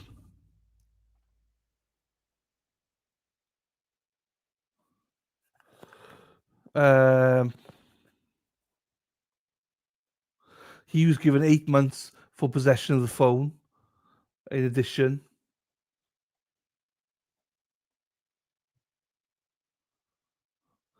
let me have a look here. That's an interesting question.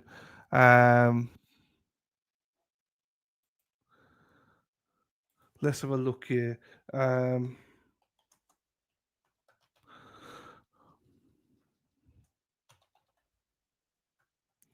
Male prison officer.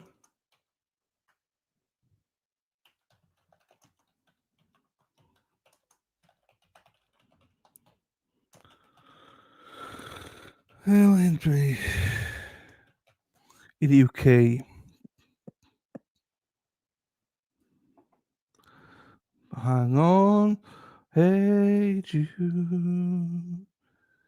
you make me fun. Most of them are female officers, from what I can see.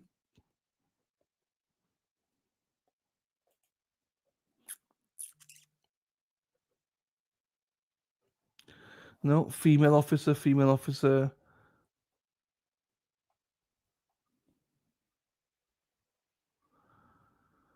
It's the women.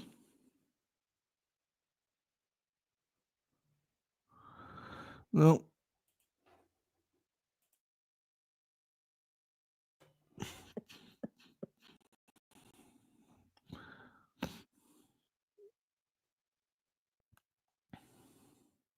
Hang on then. Let me just look at this.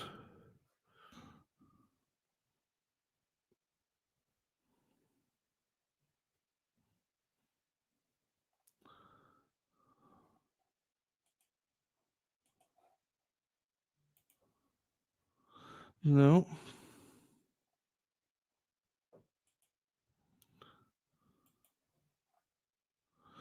Let me look at something else then. UK statistics.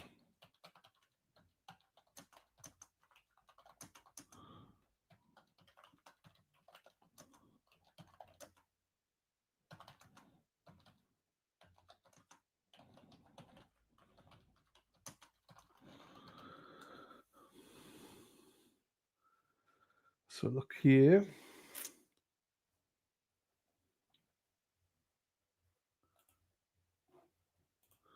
Oh, okay, download files.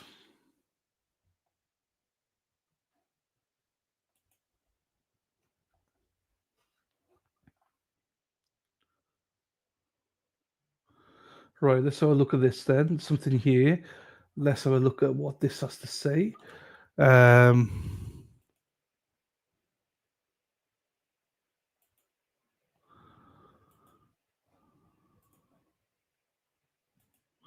So, I lived in Glasgow. I love Glasgow. Love Edinburgh as well.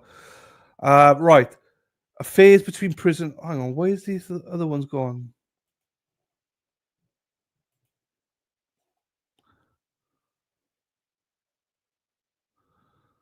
I did.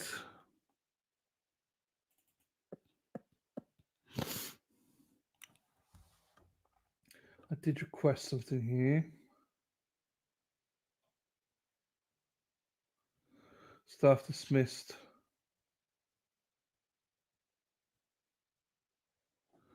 Oh, right, hang on then. Right, let's have a look at this first then. I'll come back to this one. Let's have a look at this, people. Edinburgh is beautiful. Glasgow, I lived there for a year. Glasgow's awesome as well. Right, let's have a look at this.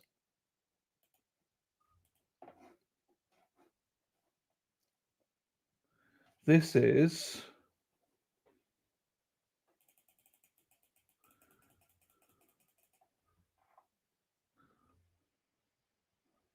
This is between 2015 and 2019, but gives us an idea. Number of prison staff dismissed for having inappropriate relationships with a prisoner, ex-prisoner by gender. Male staff having inappropriate relationships with female staff. 7. Hello, another CG in the house. Hello to you. And then the horny bitches, female staff to male prisoners, 19. Women are more horny than men, it seems. Back in 2020, at least.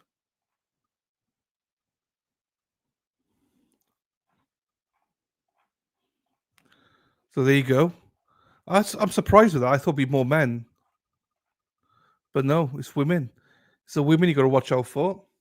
And there was no like female to female or male to male. So this is January 2015 to March 2019. The women are worse. So yeah, well, I can see that now. I didn't expect it. I thought women are all innocent. Joking. But yeah, okay, that's interesting. Right.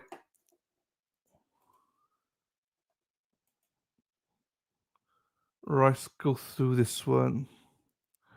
She drives me crazy. I just can't sleep. All these women love to sleep with the prisoners. I did it. Hey. Women love to have affairs with their inmates. Erin Hacker with a bus. Erin Hack with a yellow bus. Right, there you go. Affairs between prisoners, prison staff, and inmates reach highest level. I don't need this now, do I? Hello, Laurie. Hello, my darling. How are you? Nice to see you. The number of prison officers caught. Horny. Put your hands up in the air if you're horny. The number of prison officers caught having affairs has hit a record high, with 36 wardens sacked over relationships the past 3 years. Ooh.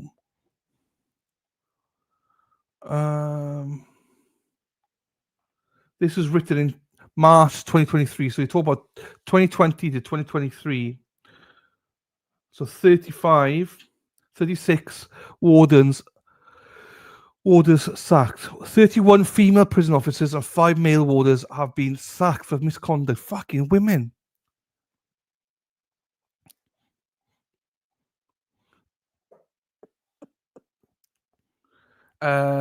Includes 1 female officer who had the inmate's baby. Another who had her lover's cell number tattooed on her inner thigh. Jeepers creepers. Maybe, Rico, maybe, to be fair, that might be the case. Or do you think that just men... I don't think men can manipulate women more than the other way around.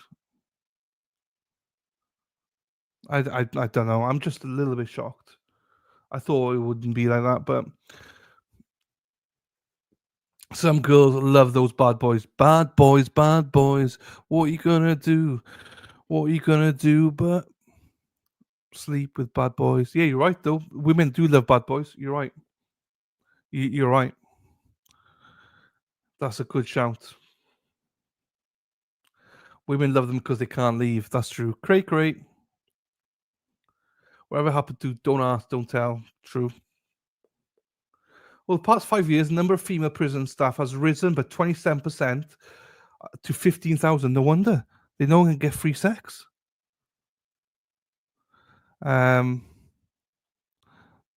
Degeneracy. I thought I was being mellow today. Over the past 5 years, number of female prison staff has risen by 27% to 15,000 and now accounts for 42% of all staff. Okay. The Ministry of Justice says the increase in prosecutions comes amid crackdown with a new counter-corruption unit working with 20 dedicated police officers from regional organised crime units to root out corrupt warders. They have targeted prisoners and staff enticed into affairs by them in order to get them to bring in drugs, phones, and weapons. Staff caught having sexual relationships with prisoners can be convicted of misconduct in public office. Recent cases have led to convictions, including 29-year-old officer at Maidstone who had sex with a prisoner in his cell and had his baby. She was handed a suspended sentence there. A 29-year-old, an officer at Mount in Hertfordshire had the prisoner's baby and was caught after naming him as the father on the birth certificate. Last year, the 29-year-old was jailed for 25 months. A 20-year-old officer at Full Sutton in the East Riding of Yorkshire had a prison cell number tattooed. All right, come on. You just don't do this, do you? Why would you tattoo a prisoner's phone number to your inner thigh, ladies? Why? I just don't get that one.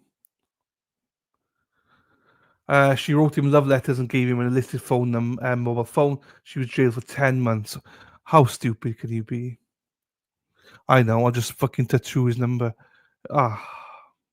Victoria Laithwaite, 47, a former prison governor, exchanged intimate messages with the prisoner on his phone while she was working at Onley prison as head of Safer Custody and Equalities.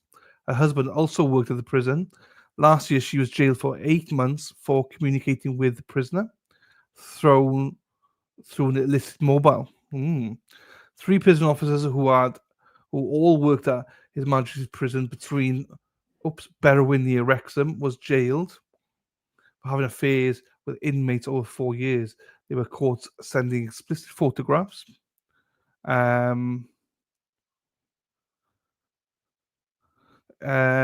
sex in cells and exchanging intimate phone calls.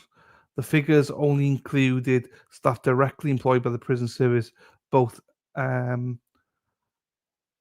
uniformed officers and other grades, and did not count prison nurses who had featured in several recent cases, for nurses as well, but employed by the NHS. And the MOJ Ministry of Justice spokesman said the vast majority of prison officers and other staff carry out their duties to the high standards the public rightly expect, but a small minority who fall short of these standards are held to account. That's interesting, though. And to be quite honest with you, the number of that is lower than I thought. 35 is lower than I thought. Lots of beefcake in prison. I know. Ladies love beefcakes with bad boys. What you gonna do? What you gonna do? Bad boy. You all love a bad boy. So, I don't know. There was one in Berwyn, Wrexham as well, from about 6-7 years ago, where she got 12 months, and the guy in prison also got 12 months for it as well, but his ran consecutively to his sentence, so technically he got nothing. Viv is applying. She's in. She's been accepted. She is in. Go Viv. It's your party.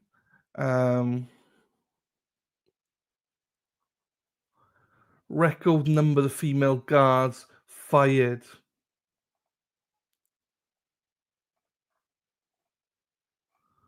Hang on then. Let's get this one up then. That's what she said. Right, hang on. What are you gonna do? What are you gonna do with your baby? Bad boys. Right.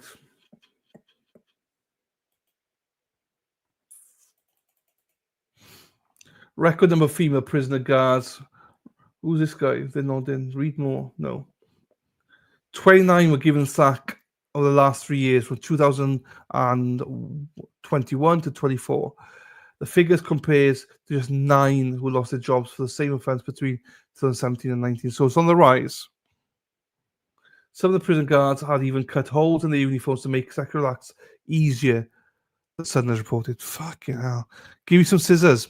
Let me fucking cut a hole there. Ready? Hey ladies. Hey fellas. Hey ladies. Hey fellas. That's a lot of people looking for love, says. Love. No bad boys. Bad boys for Unicorn. Good to hear, Unicorn. It's good to hear. Hello, Donna. I'd emailed you just before Christmas to wish you a Merry Christmas. Because I saw your lights and stuff. It was awesome. How are you, my darling? I hope you're well. How are you in general with your health and everything? Hope you're okay, my darling. It's lovely to see you as always.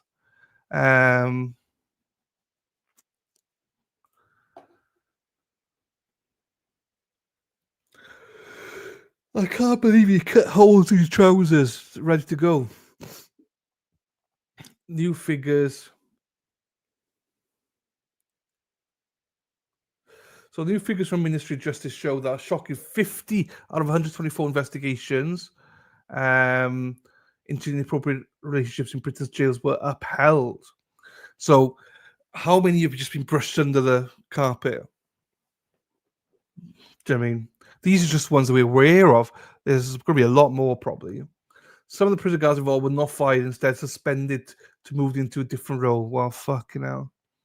The huge rise in figures comes as a married HMP Wandsworth prison officer who had sex with an inmate on video accused prisoners of blackmailing her into filming with X-rated clips. Linda D'Souza, who we've watched earlier on, who got 15 months, admitted having sex with serial burglar Linton Weirich in his cell at the scandal-hit jail, but says she only agreed to take part of the lags, threatened to expose her career as an amateur porn star. So this was the video that got 15 months suspended sentence, and that's him, and that's her cell. Yeah, that's just one of the. Well, this is her in her amateur career. Hey, Keith. I can imagine though that the once they got caught, right, that I can imagine that the rest of Wandsworth inmates were pissed because you can see in the video like the inmates were smoking ganj, shagging a, sleeping with a female officer, and God knows what else was going on. But now they probably clamped that down now, so probably there's been now more provisions put in place to clamp it all down. So everyone's probably pissed at these guys for releasing that video. That's how we live at Wandsworth, baby. You can see that's them. Well, I'm not playing it, obviously. Watch the full video. No, I can't. That's him smoking and filming. That's how we do. We live at Wandsworth, baby. She has since found faith in God. Don't they all?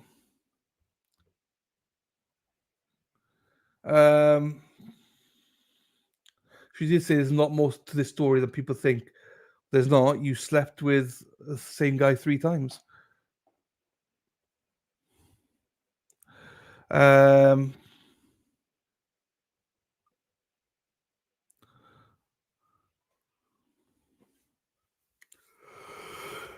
No worries, Donna. That's all good. It's become to your Boston trip. I know. My Boston trip is nearly here, people. A few months away. So, Abe, also, do you know what I was doing today, people? I was trying to fill in my ESTA visa for Boston, right? And there's a new section now where they ask you for your social media details. It's optional. So I Googled it. I was like, people like, they say you'll get your visa quicker if you fill it in. So I don't know. I put my Twitter and my Instagram on there. Instagram has nothing on there. My Twitter should have that much on there. they want it because of a so essentially they look into you, and from when I googled it, they said that past experiences were they would question you when you landed if you didn't fill it in, basically. So I don't know. It's only been there since 2016. So I saw a prison near me, and I worked with a few nurses who worked there. They said that they would get attached to some people as caring for the same people for long periods, but they meant more as a mum or big sister. Yeah, that I get. That I get. So I don't know. Also, they said I got to put down a friend, or like I need to book my rebook my accommodation. So so I can put down my address for the visa, and then I'm all set. Then I should be all set. Where are you going on holiday? I'm going to Boston, Karen. I'm going to Boston. Thank you, Sarah P. Thank you, my darling. I think it's more for address to who you're going to visit. So I'm just going to put unknown, but my Airbnb address in, so that should be fine. Do you mean so? Yeah, so I can't wait for Boston. Can he wait? Can he wait, people? Can he wait? It's 5 months away, isn't it? Given the Fenway Park address. They might be sus with that one, won't they? So the one thing, though, I land at, I think, 3:45 in the afternoon. So yesterday I went on Uber to see how much it would cost to get into Canton. It's like $100, and it was like an hour trip from Logan to Canton. I looked at it this morning, and it was like $40 to $50. And the trip wasn't as much, but I'm going to be arriving at peak hours. It seems like, but I imagine by the time I get through customs, grab my bag and everything, it's going to be like probably 5 o'clock. So yeah, that's what it was. It was time of day. It's time of day. Which it's not the whatever it is. So yeah, I'm going to be caught up in rush hour traffic. It's going to be like an hour to get there. Massive traffic. So I'd be probably better off just staying in the airport for like an hour, wouldn't I? I will. Don't you worry. I will. I will. So I'd be better off. What time is it better off? Like to travel? But is it between 4 and 6? Is probably out. No point, is there? I might as well just should I just leave it till after 6? Just stay in the airport until 6 o'clock. 4 to 6 rush hour. So there you go. I might as well just leave it then to 6. Might as well just, there's probably going to be a coffee shop or something, Starbucks or something. 4 to 6 is bad. Yeah, I might as well just stay in the coffee shop in the airport then. Do you know what I mean? And just drink a coffee, get my everything connected. And by that I mean like getting my SIM card, get an eSIM connected and stuff like that. So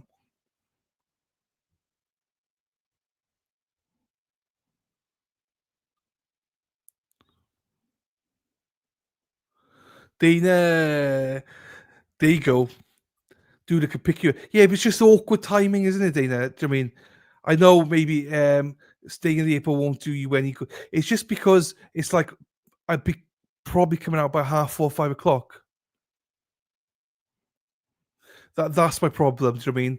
I wouldn't want people to fucking be stuck in traffic all that time. Do you know what I mean? I feel bad about that.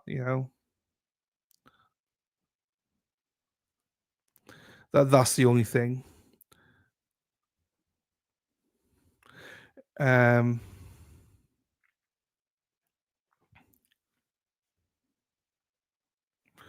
I don't know. We'll have a chat about it. It's plenty of time. I just was looking at it and I was like, that's harsh. Like, I should have got another train.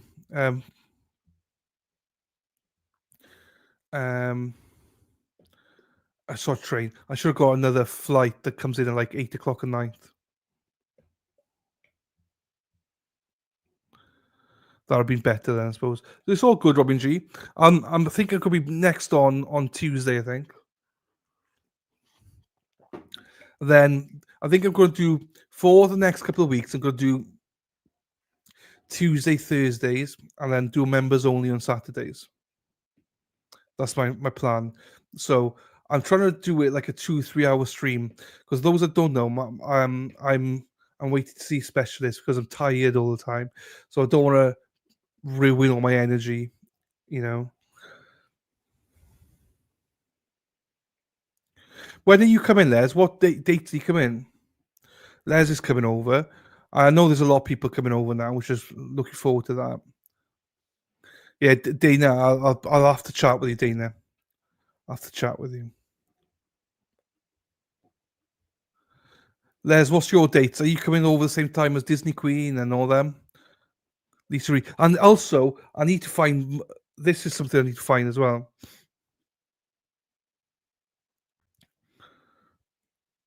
This is my last one. Right, so I'm going to have to buy one more, I think, in the UK.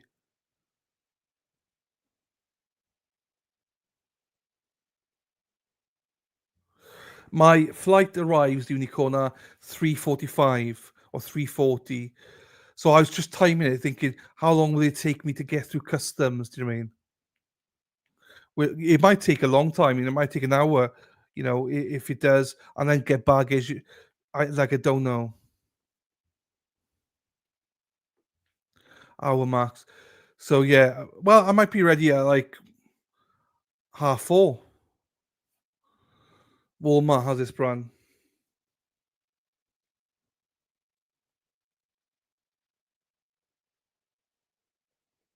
19th. That's all good. I think everyone's coming. Are they coming 3 seconds for that? I need to sort this out. No, unfortunately, because I could do it in London, but not in I can't jump anything in the US because of visas and stuff. But it's all good though.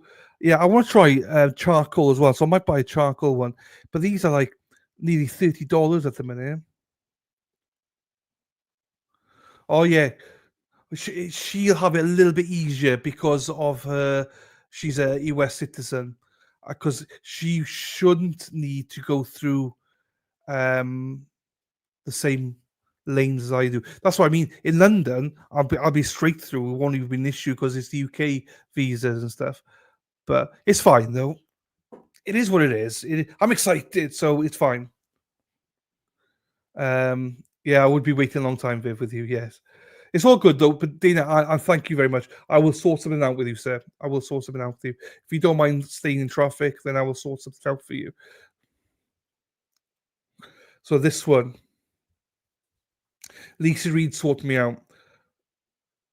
Is there a Walmart in Boston?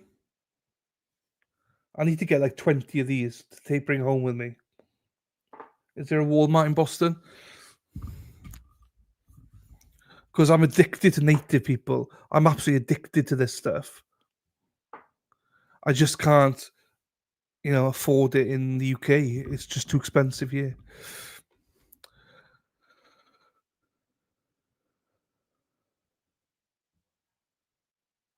No, you have that. I have a Marshalls. Marshalls, don't know what Marshalls is. Sam's Club. What's Sam's Club? Don't know. Do we need to send something? No, I'm fine. It's too expensive because, well, the way it's going, it might not be too expensive in the future, but it's fine. It's fine, people. Well, I'm going to be out there in 5 months, so I'll just buy some when I'm out there. Warehouse Club. Do beer shit in the woods. What all are you doing once you're in Boston? There's lots planned. Lots planned. I think there's a lot of people from the chat.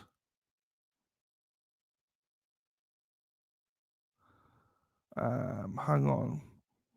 No, not that one. There's a lot of people coming out from chat on the I think the 21st, 20th, 21st of May for 5-6 days. So yeah. Coconut vanilla I got, yes, but I also want to try the charcoal as well.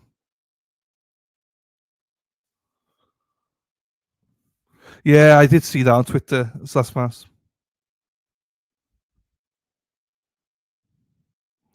Our postal is a nightmare.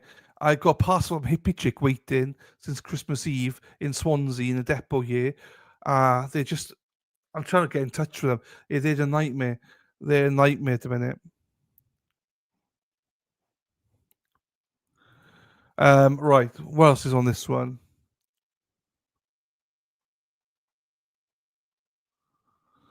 Dresses up quite well. Hang on, let me just put some lights on.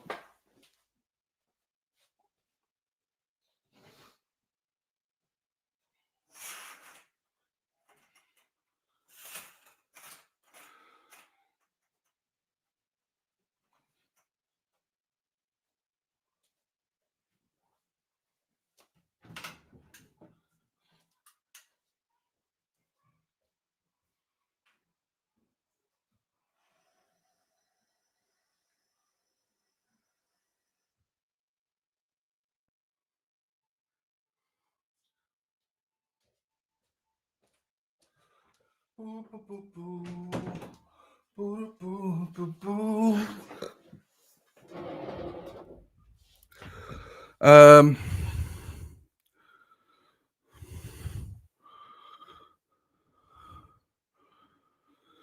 so you get Amazon UK, yes. So I get Amazon UK, right? So let me just show you. I've shown this before, but I'll show you again. So I get all my products from Lush. I do, except for antiperspirant. The only place I get antiperspirant is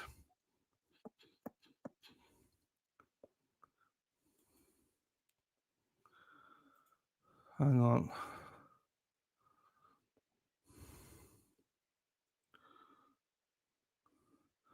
So if I'll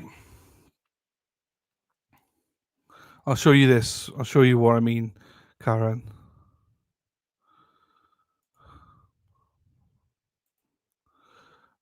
So if for the UK Amazon, right? Let me.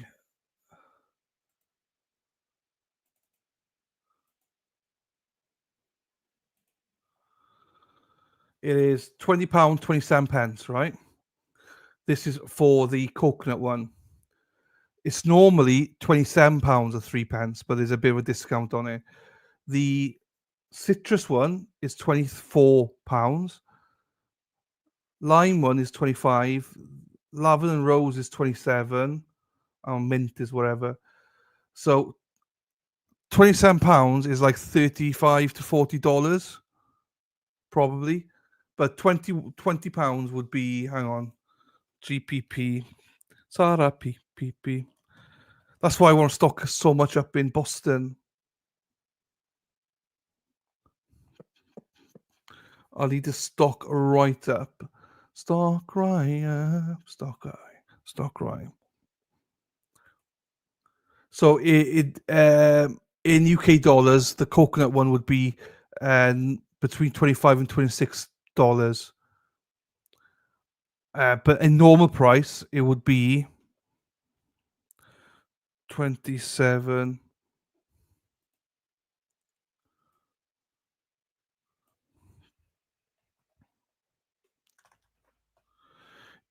That would be $33. So that's why I want to stock up. When I'm saying I'm stocking up, I want to stock up. I just need to know where in Boston to get, like whereabouts. If it's, that's all I need. I don't need anyone to bring any. It's all good. I just need to know where I can get it. Where the cheapest place to get it is in Boston. That's all. So that's why. But I'd probably buy one here again, maybe two. Yeah, is it where? How about whereabouts? Hang on, is it right? Let me just do this now. We're shopping. Walmart.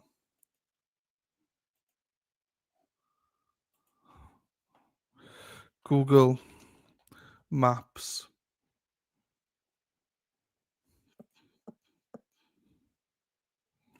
Walmart, Canton.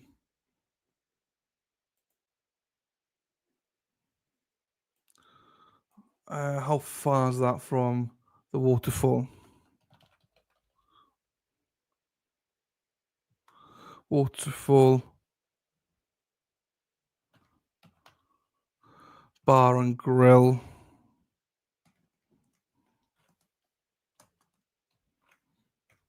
Oh, here we go. How far is that in? Oh, Jesus, that's in fucking where? Michigan Avenue, Canton. That's the wrong fucking Boston. Right, hang on then.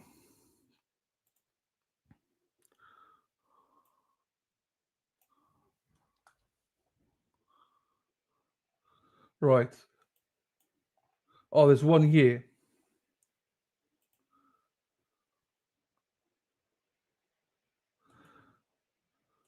And that is.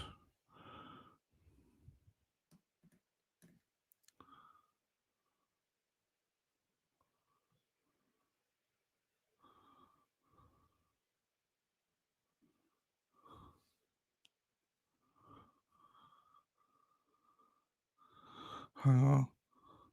Oh, you guys can't see what I'm seeing, can you? Hang on, let me just change that, what I'm seeing.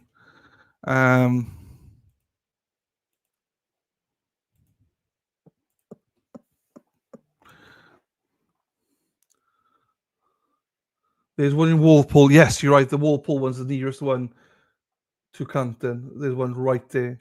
What's the other shops? Target. So is it Target as well? Let's have a look then. Target.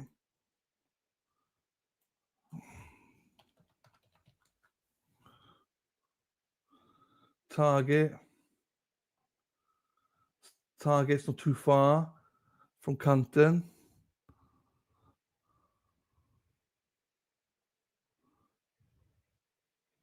There you go, where we go.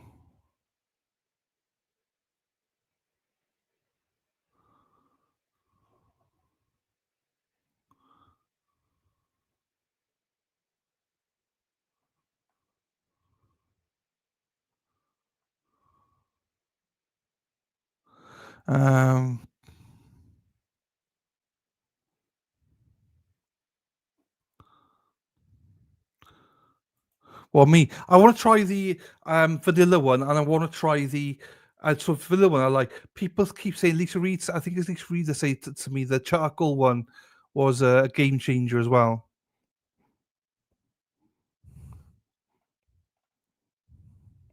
Oh, it's fine. I will have chauffeurs. That's not even an issue. Marshalls, there you go. Thank you, Robin G. Where's the Marshalls? These are names I've never heard of before. Marshalls. Marshalls. Oh, there's a Marshalls Home Goods right there. That's fine. We'll get something. I when I say I'm literally. Oh, I thought it was you, Lisa. I thought you was trying to say how it could smell nice. When I say I am stocking up, I'm buying like 30 of them. So depends on the price. That's how addicted I am to them. They're great. These native stuff are. Oh, I could get that down now.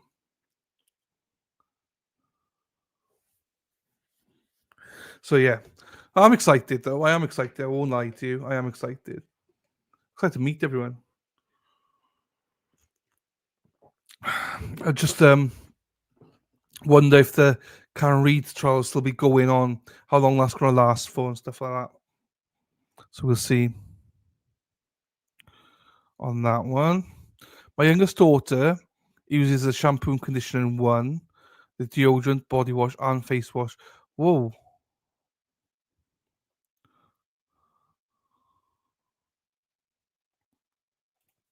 So I'm a bit of a Lush snob. I'm running out of stuff now. My hair, my shampoo. This is my shampoo. Lovely. My body wash, I need to get some more. I got 2 shampoos left. No, Karen, I don't. That's the only thing that I can't get in the UK. There you go, $13. Yeah, what a difference that is. It's like $35 in the UK. Do you know what I mean? So that's why I want to buy it. There's nothing I need. Because Lush is the same price. Now, I used to use this, right? As my body deodorant. I'd 2-3 times, done. Finished. Then I learned from talking to the women and stuff in the shop. This is more like for a massage. So, ladies, if you want to massage your man, get one of these bars. They're really nice. It smells gorgeous. So you use that, then you can rub it and massage them. So I would highly recommend the smell. I've not had the massage, but I recommend the smell. Apparently that's what it's for. It's oil to relax the man. So I was using it wrong. I was like, this is costing me like fucking $15 and I'm only getting like 2-3 washes out of it. What the fuck? They're like, yeah, no, that's for a massage and stuff. I was like, oh, okay. Oops, my bad. Either body wash or the shampoo sounds like a man, smells like a man. The astronaut shampoo. I honestly, Lush is a game changer for me. Like, I can't recommend it enough. What kind of American snack foods have you always wanted to try but haven't? Do you know what? I've tried.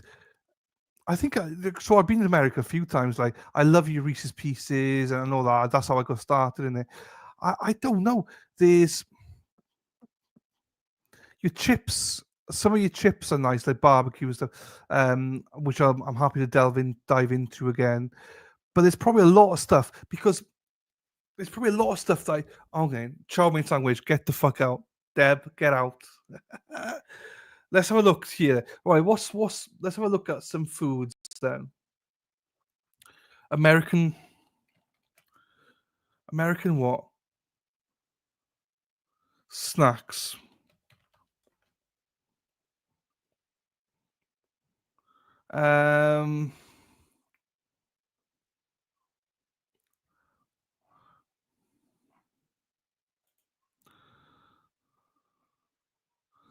So this is our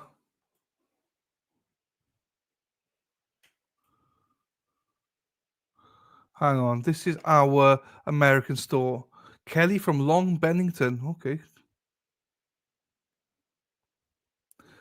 Peanut butter. I love peanut butter. I don't like jalapenos. I don't like spicy things. Crab. Never tried crab. I'll be honest with you. So if we do walk to the joint, bam, bam. All right, let me go on this one then.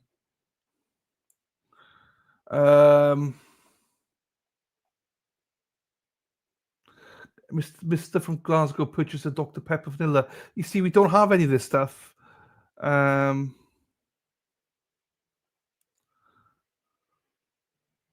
M&M's. I'm definitely looking forward to M&M's. I prefer smooth unicorn because do you know what? I'm a smooth operator. Smooth operator. I will eat both, but I prefer smooth. I know, Dana. I'm so sorry. Let's have a look here now then. So M&M's are definitely one. The peanut butter M&M's, I miss them. The caramel ones, I miss them. These are definitely some I need to get. Oh, I definitely miss these. Peanut M&M's, yes.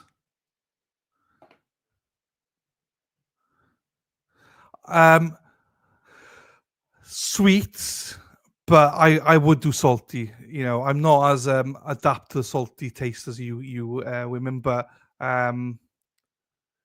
yeah, no, I'm a sweet popcorn, but I would eat salty popcorn if I had to, for instance.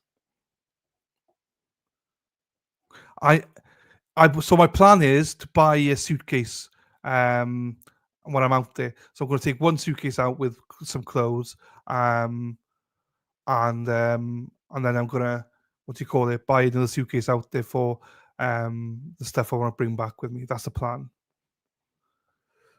All right, hang on. American foods and groceries. And some of these I've never heard of before. Never heard of any of these. Mike and Ike's, no. See, none of these I've heard of. I've never tried the pancake syrup before.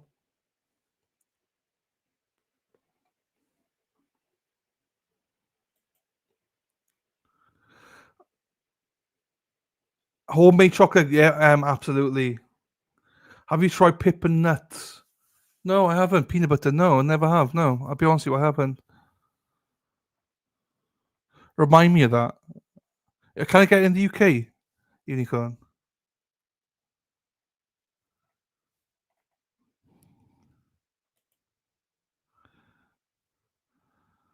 No, I mean these are things I wouldn't. Right, let's go back. I wouldn't want any of those stuff anyway. So, I can what's mystery box? Yeah, I don't want a fucking mystery box. I want to know what's in the fucking box. See you later. Take care, my darling. Bacon. Oh, Reese's Pieces. Look at these. Red velvet. Oh, I need to try some of that. Super moist. That's the way I like it. Yeah, no, okay. Cookies, dough, yeah. What else? You guys, come on. You tell me because you're the one. Right, here we go. I think this is it. Is it? Snacks. Never heard of some of these. Bitch, toss a slag. Fucking hell, that's a bit aggressive. Shortbread. No, I got that here. Why would I want shortbread? Cheetos. Okay, Cheetos. Yes. I don't have Cheetos here. It surpassed every other for me. Oh, well, I need to make a note of that. I'll have to pip and nuts. Fuck, I've got a pen here now.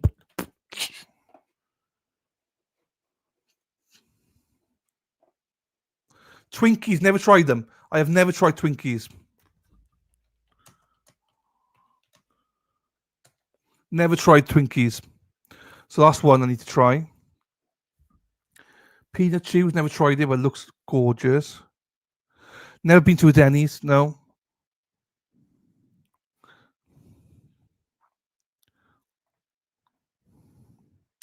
Never tried Mike and Ike's or anything like that.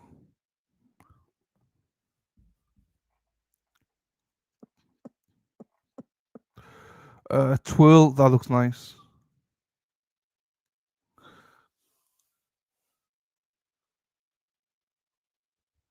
You see, I think what you have is you have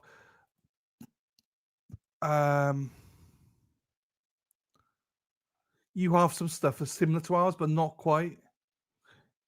Goldfish, I've heard about goldfish, never tried them. I know you like coffee, mate. Die Hard, yeah, Die Hard, Twinkies, yes.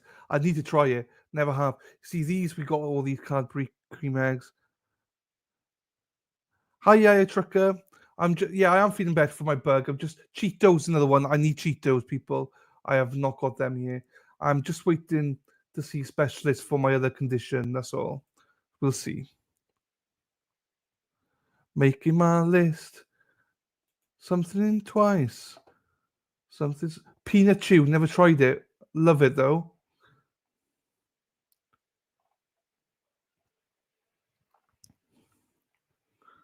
Checking it twice. Moon pie. Never tried it. Never tried moon pie before. Kisses. Never tried it. So you see, there's a lot of stuff here I've never tried. Kangaroo. Never tried it. Cadbury eggs. Yeah, we got Cadbury eggs here. Twix. But we got Twix, but not cookies and cream. We don't. Making it twice. Hershey's. Never tried it. Takis. Never tried Takis either.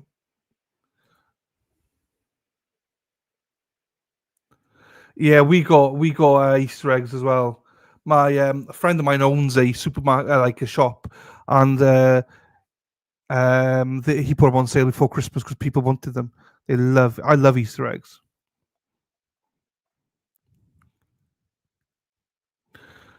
Trouble is, I love food. The problem me and Dana have got, we love food. That's why we're fat. Do you know what I mean? Sorry, that's why we're cuddly.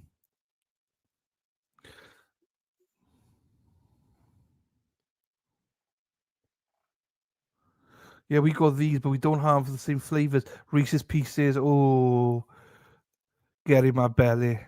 Get in me belly. Um,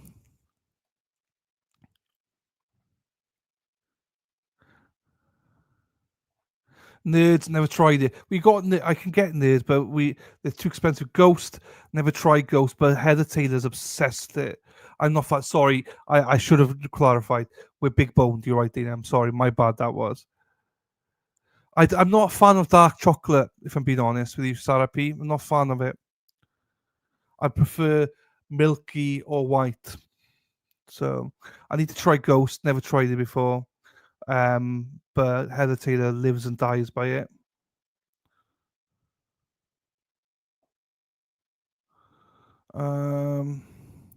Right, let me just do this then. What else? There must be right. Let me go into like a proper American snack store. Candy Mail. These are all UK ones.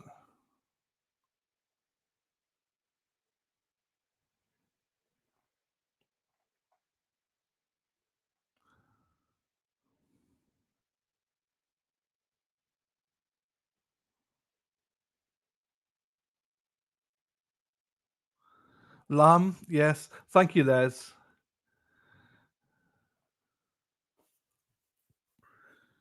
Imported American conviction.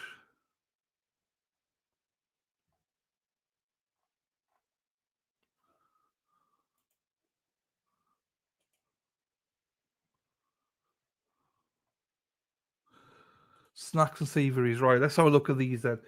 Never tried goldfish.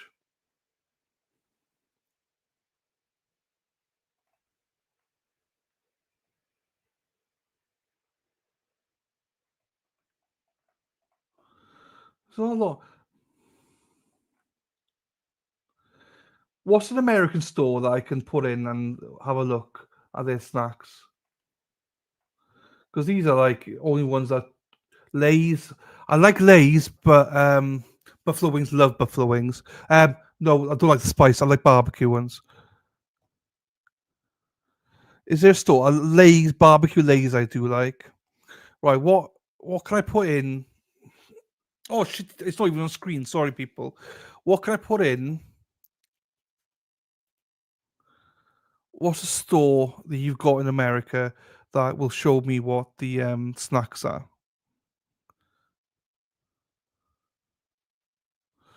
I'm a fan of Lay's. Yeah, we don't have. I don't eat lazy at all. I don't even sure we got Lay's. Thank you, Donna. Wall. Wall. Mart. Right, let me get this on screen then. Let's go shopping then, shall we? Da, da, da, da. Shaking me twice. Hang on, be back 2 seconds.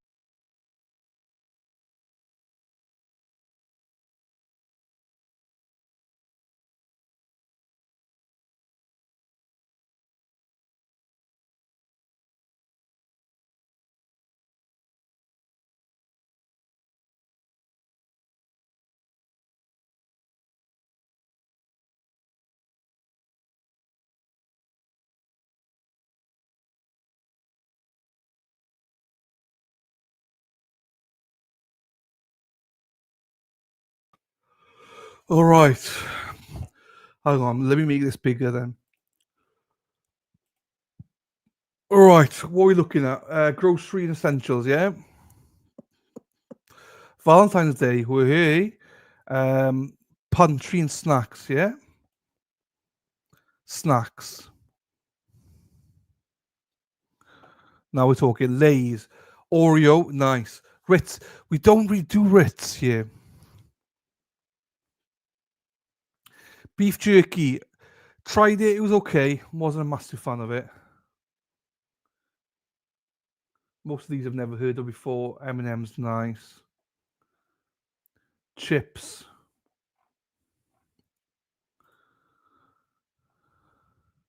Cheetos. Love Cheetos. Never heard of some of these. Fritos. Kettle. Nice.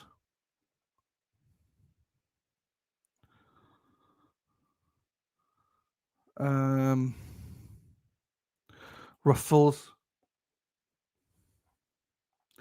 Never tried Ruffles. Ruffles barbecue I would go for. See, there's a lot here, isn't it?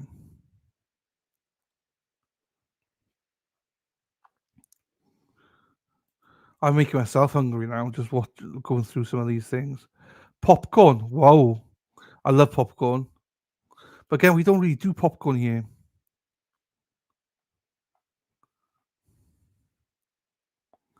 Pringles. What kind of Pringles do you have? Barbecue night. Pizza. We don't have that, but I wouldn't have it anyway because it's hot.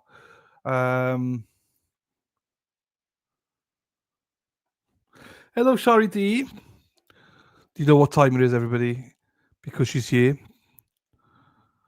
It is. Tits and clams, that's a Shari D. Tits and clams, that's a Shari D. I've never tried ranch either in any capacity, so I don't know what ranch is. But I know people discuss ranch, but I don't know what it is.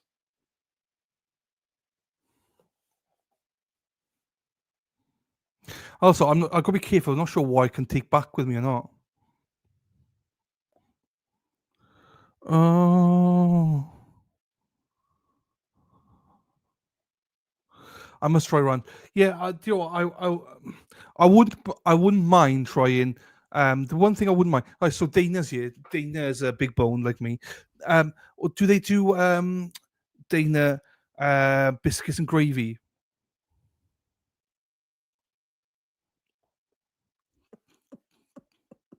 Ranch and pizza. Okay. I will try these things, people. I would. But I just need to know what to try. Condiment of the Midwest. Hey, I need to message you as well, hippie chick. I think I finally will get your thing delivered. Finally, I think your items to me, your gift to me. I think because it's been stuck in the warehouse since December 24th. Biscuits and gravy, big time. I need to try biscuits and gravy, but get biscuits and gravy at a certain place. Oh, there we go. Because I do need to try biscuits and gravy. I do need to try it. It's a dressing that's this dip all kind. Oh, there you go, Donna.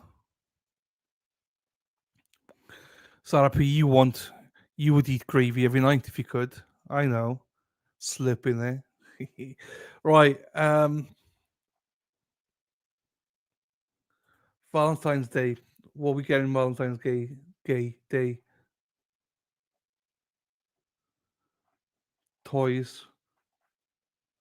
Oh, that looks suspiciously like something.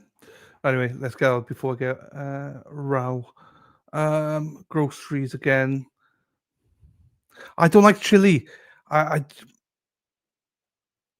homemade's the best. I've never tried biscuits and gravy, so the way they described biscuits and gravy to me was not nice. But I've since seen the light.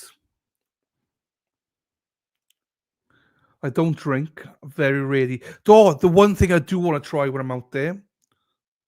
Girl Scout cookies, never tried it. The one thing I need to try is High Noon. High Noon. I need to try that. Because I'm a Barstool guy. I'm a big Barstool fan. And obviously, they Portnoy, High Noon, seltzers. So I want to try that, definitely.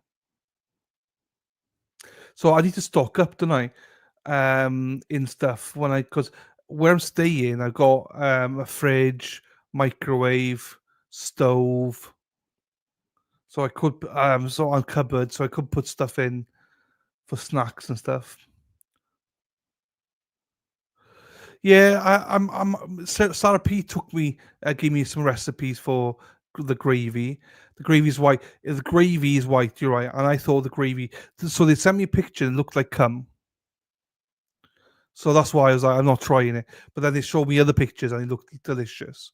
So they just showed me the wrong picture. First of all, it looked disgusting, but since then I've seen it and it looks nice. Biscuits and gravy and chicken. Sorry, Dana, I am as well.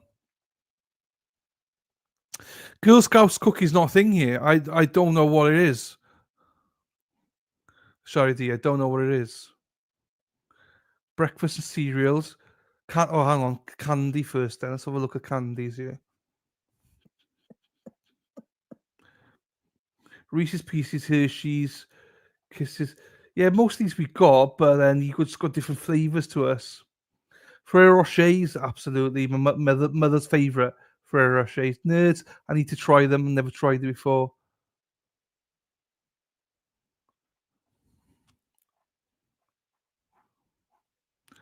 Oh no, butter goods, bulk candy.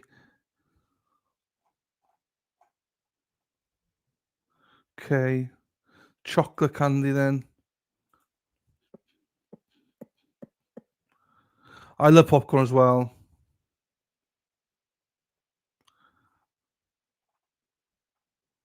I think Reese's be the thing that I will get more than anything when I'm out there.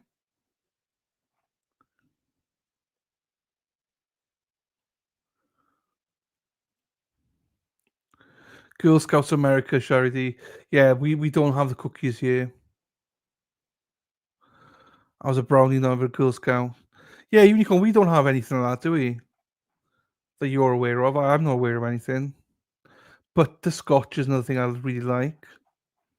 Right, where's the other thing gone?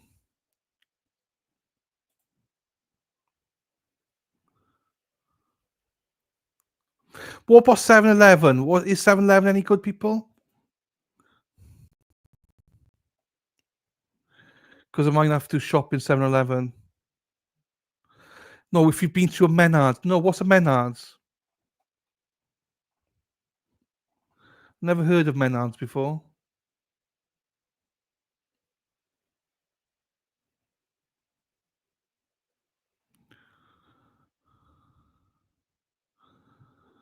Sharity says, Les, I still have my Girl Scout dress. What are you doing in your fantasies? I don't want to know, Sharity. Some add the sausage, the gravy. Others cook the sausage and put in on the biscuit, and then covers, straws in. My preference, homemade cream gravy. There you go. I mean, everyone says about it, so I need to try it. Slurpees, never heard of it. Never had it. Need to try that. Oh, 7-Eleven, yeah, Slurpees, you're right. Yeah, I think so. Yeah, I think so. Unicorn. Very similar, I think. Where I'm staying, right, there's a coffee machine there. So I'm just wondering if pods will work in them. If Dunkin' pods will work in them or not.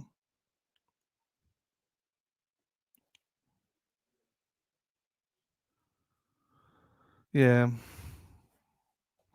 I need to look at that, investigate that. If whether pods will work in that coffee machine I got in the Airbnb. As you guys don't do milk, do you? A Frosty, a Wendy's. So only thing I'll say is I don't know if any of these things exist in the Boston area. Wendy's, Denny's, I've no idea. I know there's Chick-fil-A somewhere. So I really need to, I'm a foodie people, as you can see, big boned here. Um, I'm not like big bone like Dennis Sweeney. Like he's got a big bone. I mean, I'm big bone, not big bone. Bucky's. What's a Bucky's? Bucky's. Bucky's. Let me Google it. And Bucky's. Bookies. Bookies.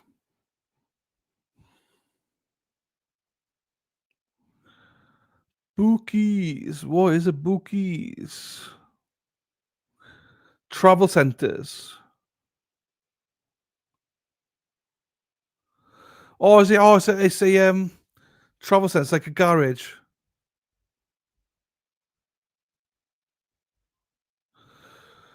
Lady Law, message me where you're staying in Boston. I will. It's an Airbnb, my darling. I'm staying in an Airbnb in Kenton.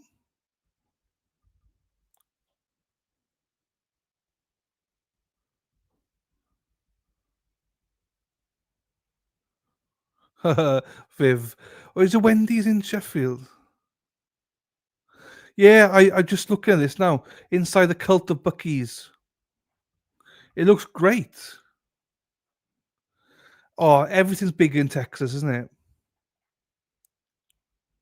It looks great. I'm looking at it now. Just a general store, and it looks amazing.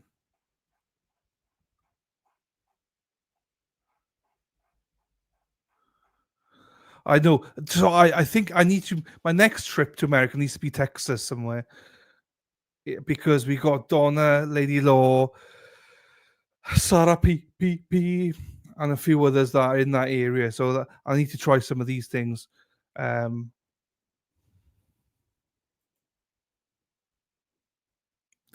I will. I need to. So I need to. My next American trip will be to in 2026. Let's aim to go to, like the Texas area somewhere, and then I can stop off in Boston on the way back or something. But it'll have to be like winter time, I think, because fuck, I'm not doing summer in Texas. We'll have to do another fundraiser for it.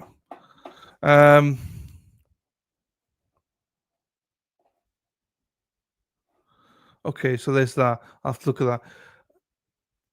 Like I'm relying on people like Lou and Deb's another place I want to go. I'm relying on people like hang on. Cracker and Barrel. Is it Cracker and Barrel in Mass? Shari D sending me some nudes, some pictures. What's she sending me now? Oh, Shari D, your costume. Your Girl Scout costume.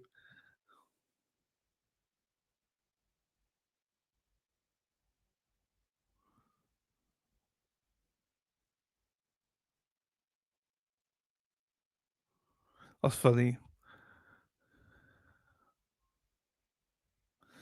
Yeah,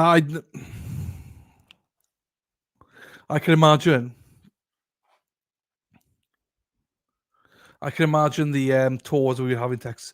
Just Texas is so big, isn't it? So we've got Oklahoma, College Station. There's quite a few places. Cracker Barrel is Cracker Barrel thing in Boston. People in Mass.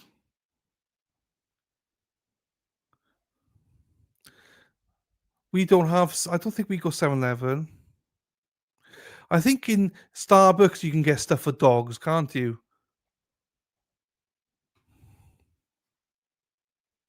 Whataburger, yeah, we don't have any of this. Like, In and Out, just the way Sarah P likes it. In and out, shake it all about. Sarah P loves it. In and out. You see, you're talking about this. I love America, people. I love it. Texas. Yeah, so we don't know if it's Cracker Barrel. Dana will know where to get biscuits and gravy, though. He will. I just need to try it so I can get Sarah P off my back. Well, everybody off my back. Shake Shack. All these places I've heard of them before, but never had them. Oh, okay. My nieces made friends on a trip with people from Texas who I think they love. Is it Chick-fil-A that's big in Texas? Shake it all about. Shari D shakes it all about.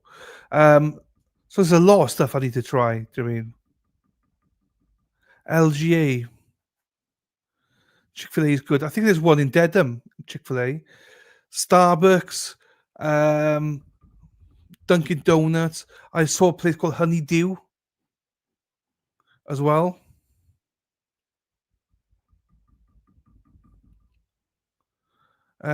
Coffee place in Mass. I'm not LaGuardia Airport. Thank you very much, Sherry D. I'm not like I want to try chowder. I want to try the chowder. I'm not a fish guy. I'm not a massive fish guy. I do like fish, don't get me wrong, but I'm like, I wouldn't try octopus or any of that crap. Do you know what I mean? I'm comfort food. Oh, nice. Crawfish season. Never tried it. This is the thing. I'm not sure I would eat crawfish. I don't know how to. It's the thought of it, I think. Salmon. I do like salmon. To be honest with you, I love salmon. Cooked right, salmon is delicious. I could take that down now, can I? So yeah, I need to figure out if I can work my coffee pods in my place. The chowder's good. I need to try it. I do need to try it. It's just more of a and also steak tips. I can't. You are right. How the what? Do you what? You biked what? You biked in the heads of crawfish head. What? Yeah, I would be if I see your face. Get it? I was in Hong Kong, and they brought a fish out, and the face was there. I was like, I can't eat this. It's a fucking face. His eyes are looking at me. I can't do it. I couldn't do that. No way. I could not bite the head. I mean, Sarah P could bite any head she wants. I know that, but I couldn't. No way.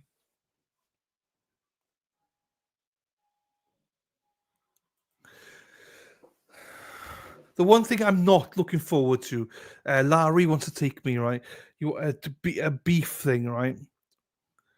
And it's rare beef, and Chrissy's the same. I'm not looking forward to that. It doesn't look appetizing to me.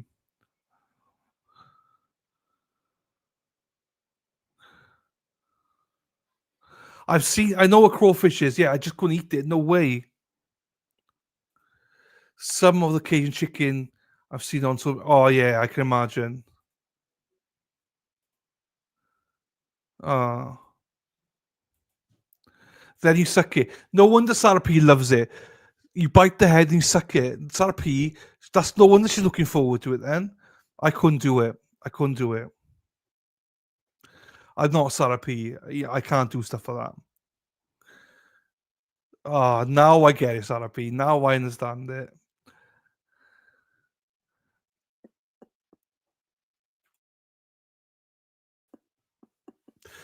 I know there'll be plenty of food, but yeah, the roast beef is the one thing I'm not looking forward to.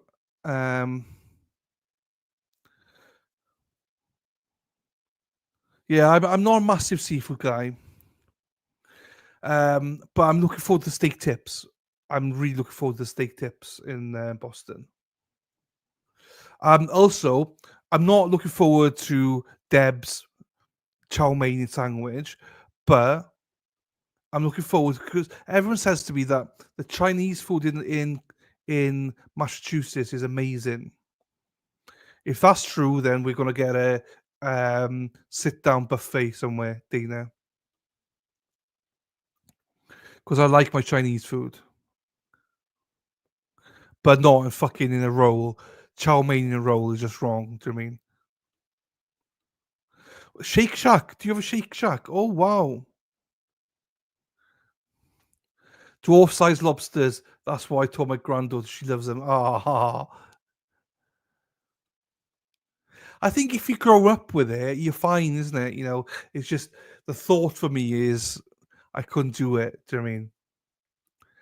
But as I say, now it makes sense about Sarah P. That it absolutely makes sense about her. Oysters. I tried oysters once. I didn't think it was that. Well, not for me. Not for me. Black Rock has a hot rock. You can cook your meat to your desired taste. That's nice. Coconut chicken. We have it here. Ooh. You don't have to suck the head out to eat crawfish. A lot of people don't, but you do though, Sarah P.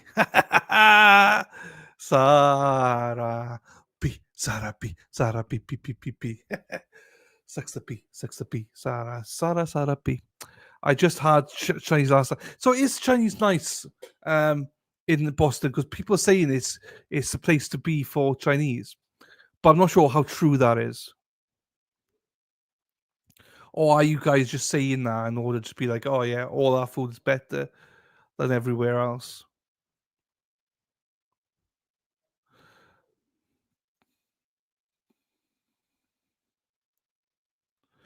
No, good night, Viv. I won't be far behind you now. I said I'm limiting myself to 2 to 3 hours stream. I've enjoyed today though. I enjoy it doing more like these smaller streams for a few weeks. Those are maybe new coming in. I'm just going to do for now 3 days a week, minimum, maybe 4. Let's sneak one in, but Tuesday, I think Thursdays, and members only on Saturday mornings. Just until I get myself right and feel back and better. But I will 100% be streaming the current retrial. But I'm not sure where else there will be.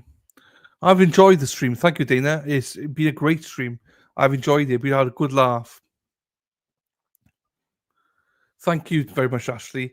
Yeah, I enjoy it. I know when trials and stuff, I know a lot of people want to watch trials. I get it. And I'll be back to trials, I promise you. I just can't do it at the minute. I can't do the long days. I just want to, that's why I'd rather do 2-3 hours a couple of times a week and just engage with all of you and just talk shit and see what's happening rather than having a purpose in a way.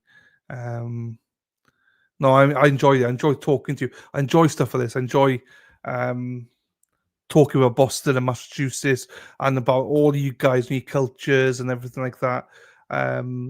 Yeah, I love it.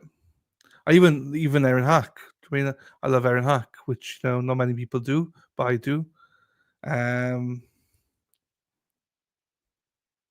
Also, I need to sort out Uber Eats and stuff like that as well tonight. So, you're leaving.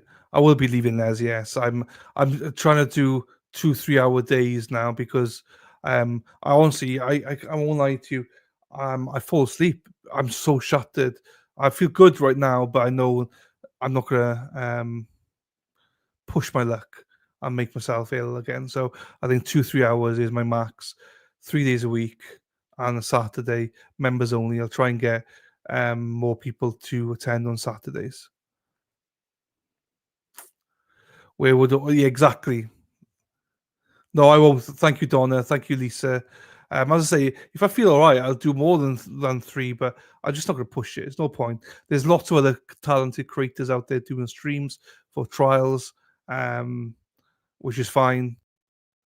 And I will be back to it, and I will be doing the kind of retrial. Hopefully, I'll be doing other trials sooner rather than later. It's just not for now. That's all.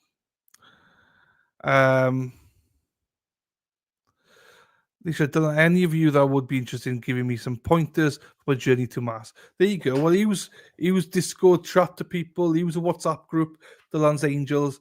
If you're in there, if not, then there's a link somewhere. I'm sure Carol or somebody has it. There is a WhatsApp group. I'm not in it, so I don't know. But there's lots of people in there will be helpful to you, Les, to help you navigate your trip to Boston to Mass. Right. Okay. That's it. I'll be back on the 14th, Tuesday 14th. So I'll do Tuesday. I'm actually going to the doctor's on the 14th. So hopefully I'll have some news then. Then I'll stream on the Tuesday, the Thursday, and the Saturday next week. Maybe something between. I'm not sure. We'll see. Love seeing you. Thank you so much, everybody. Even Shari D. Love seeing you, Shari. And I'll be back on Tuesday, 9 o'clock Eastern. Tuesday we'll be back. Looking forward to seeing you all again. And thank you for your contributions. I've enjoyed today, and hopefully you've all enjoyed as well. So, and with that, I'll end the stream. And yeah, thank you for being here. Right, this is me. I'm going to play Dana's Christmas song on the way out, and then end the stream. So shout out to Tracy for the intro this morning. I nicked it from her. So, right, everybody, here you go. Catch you later. Ta.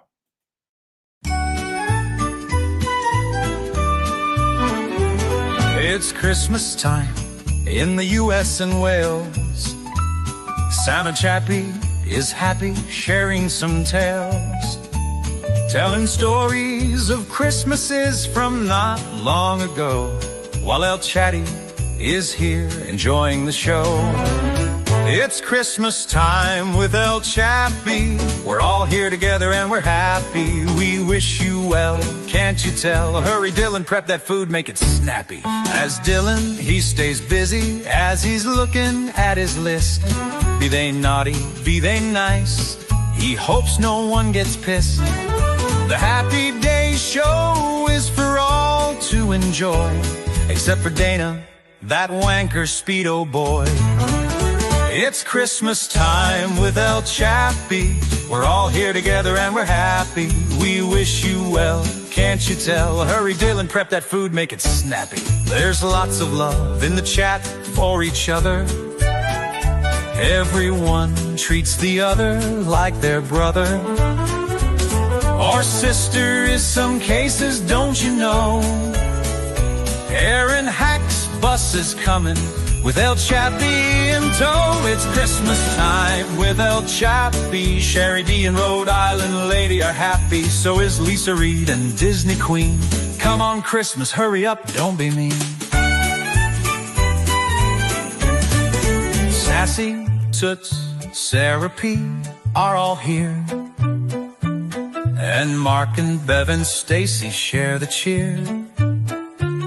And then, of course, we have the Sweeneys. We love Tracy more than Dana, such a weenie. It's Christmas time now and then. Robin G will be riding through the glen. Boston Amy is also here, while the following folks share the cheer. Rhodey Dye, Gary Beeston, Hippie Chick, Crystal, Heather Taylor, Daffy Dill, Les, Danielle F, Ruka Shrew, Half Pint Viv, Terry Martin, Yaya Trucker, Kelly Eggleston, Corn Pope Keith. Merry Christmas to all, and to all a good night.